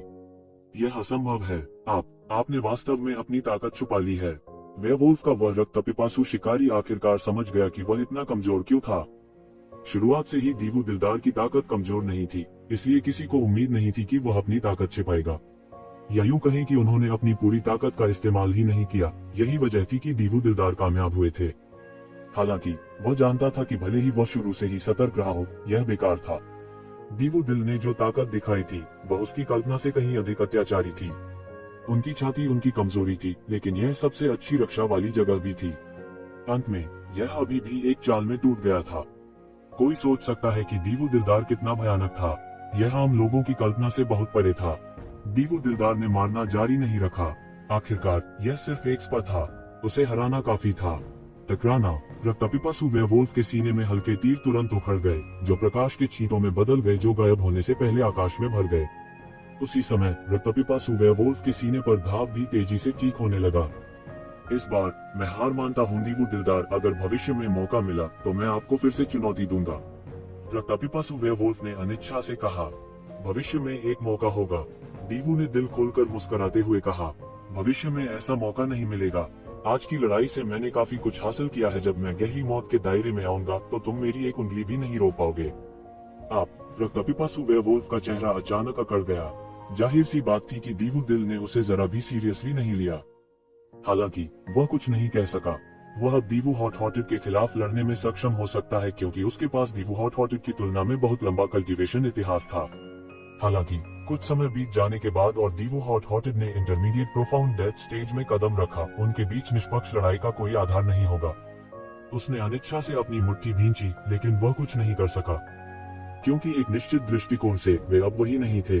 येज़िवेन के आसपास के सभी लोग येज़िवेन को देख रहे थे, दीवू दिलदार को नहीं। दीवू हॉटेड की रक्तपिपासु वेयरवुल्फ की हार की तुलना में येज़िवेन ने उन्हें बहुत बड़ा झटका दिया था। येज़िवेन ने सब कुछ सही अनुमान लगाया था।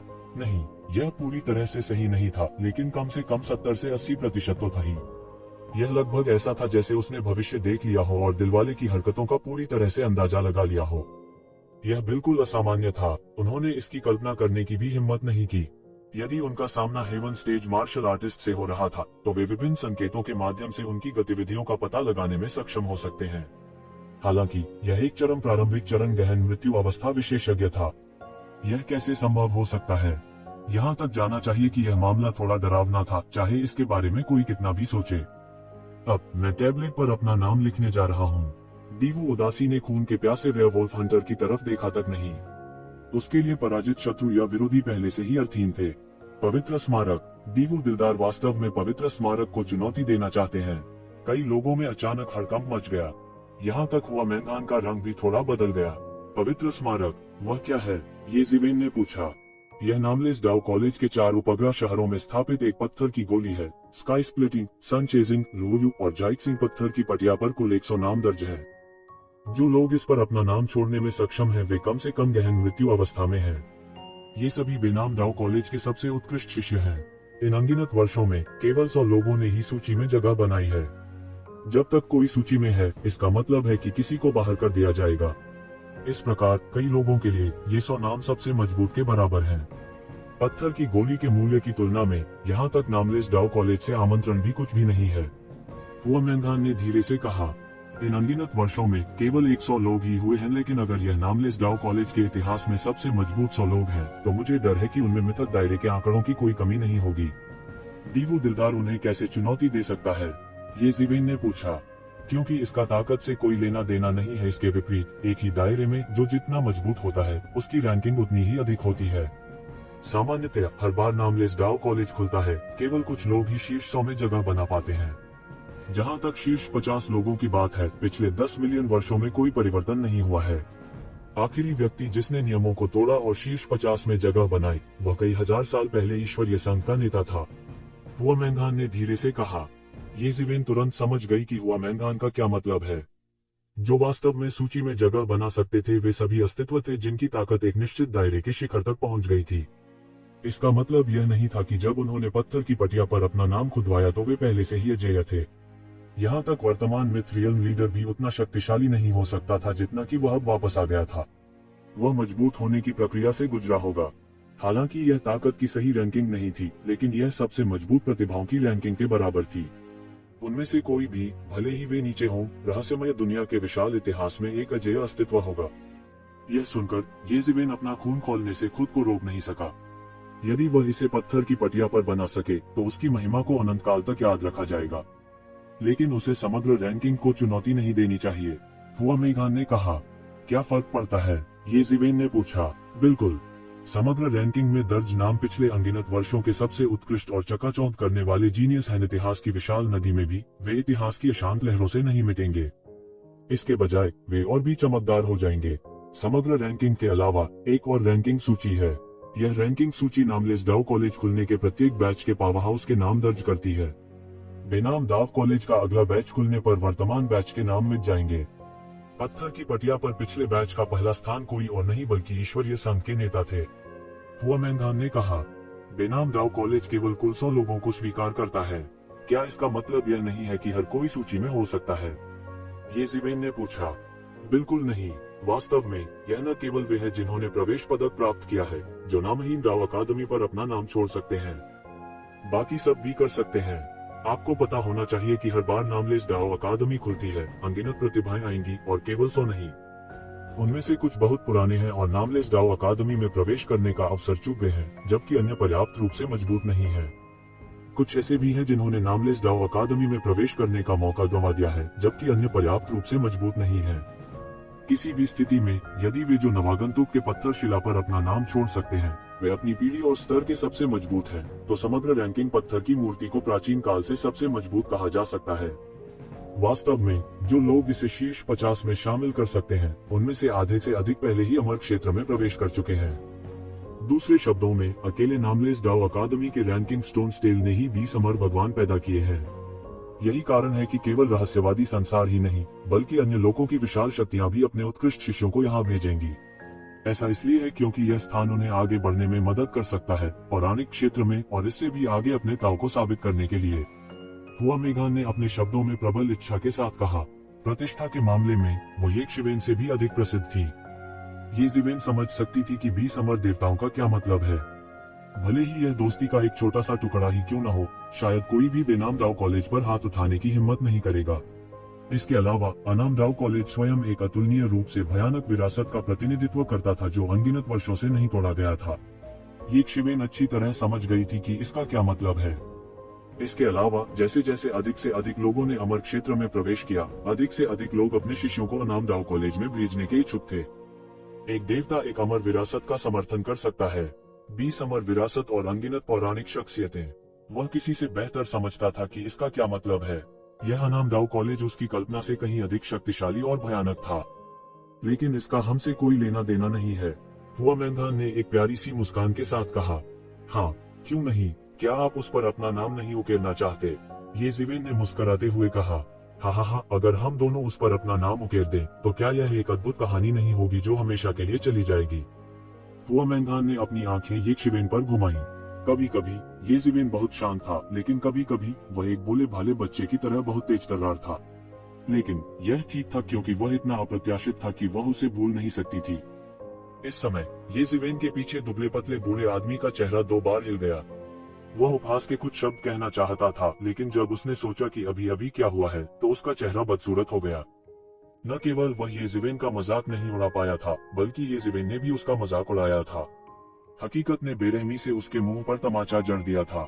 यह सिर्फ अपमानजनक था। अंत में उसने अपना मुंह खोला लेकिन कुछ नहीं बोला। वो येज़ेवेन की नजर से पूरी तरह से डर गया था, जो एक स्केलपेल की तरह सटीक थी।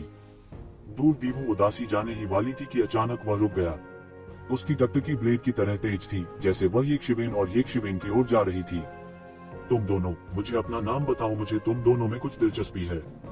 दीवू हॉटब्रेक ने उदासीनता से कहा। सभी की निगाहें अचानक येज़ेवेन और हुआमैंगान पर केंद्रित हो गईं। मूल रूप से केवल येज़ेवेन के पास के लोग ही जानते थे कि ये दोनों साधारण नहीं थे, लेकिन दीवू हॉटब्रेक के शब्दों के कारण सभी की निगाहें अचानक उन पर केंद्रित हो गईं। सभी की निगाहें तेज ब्लेड की तरह थी, जैसे वे उस पर झपटे।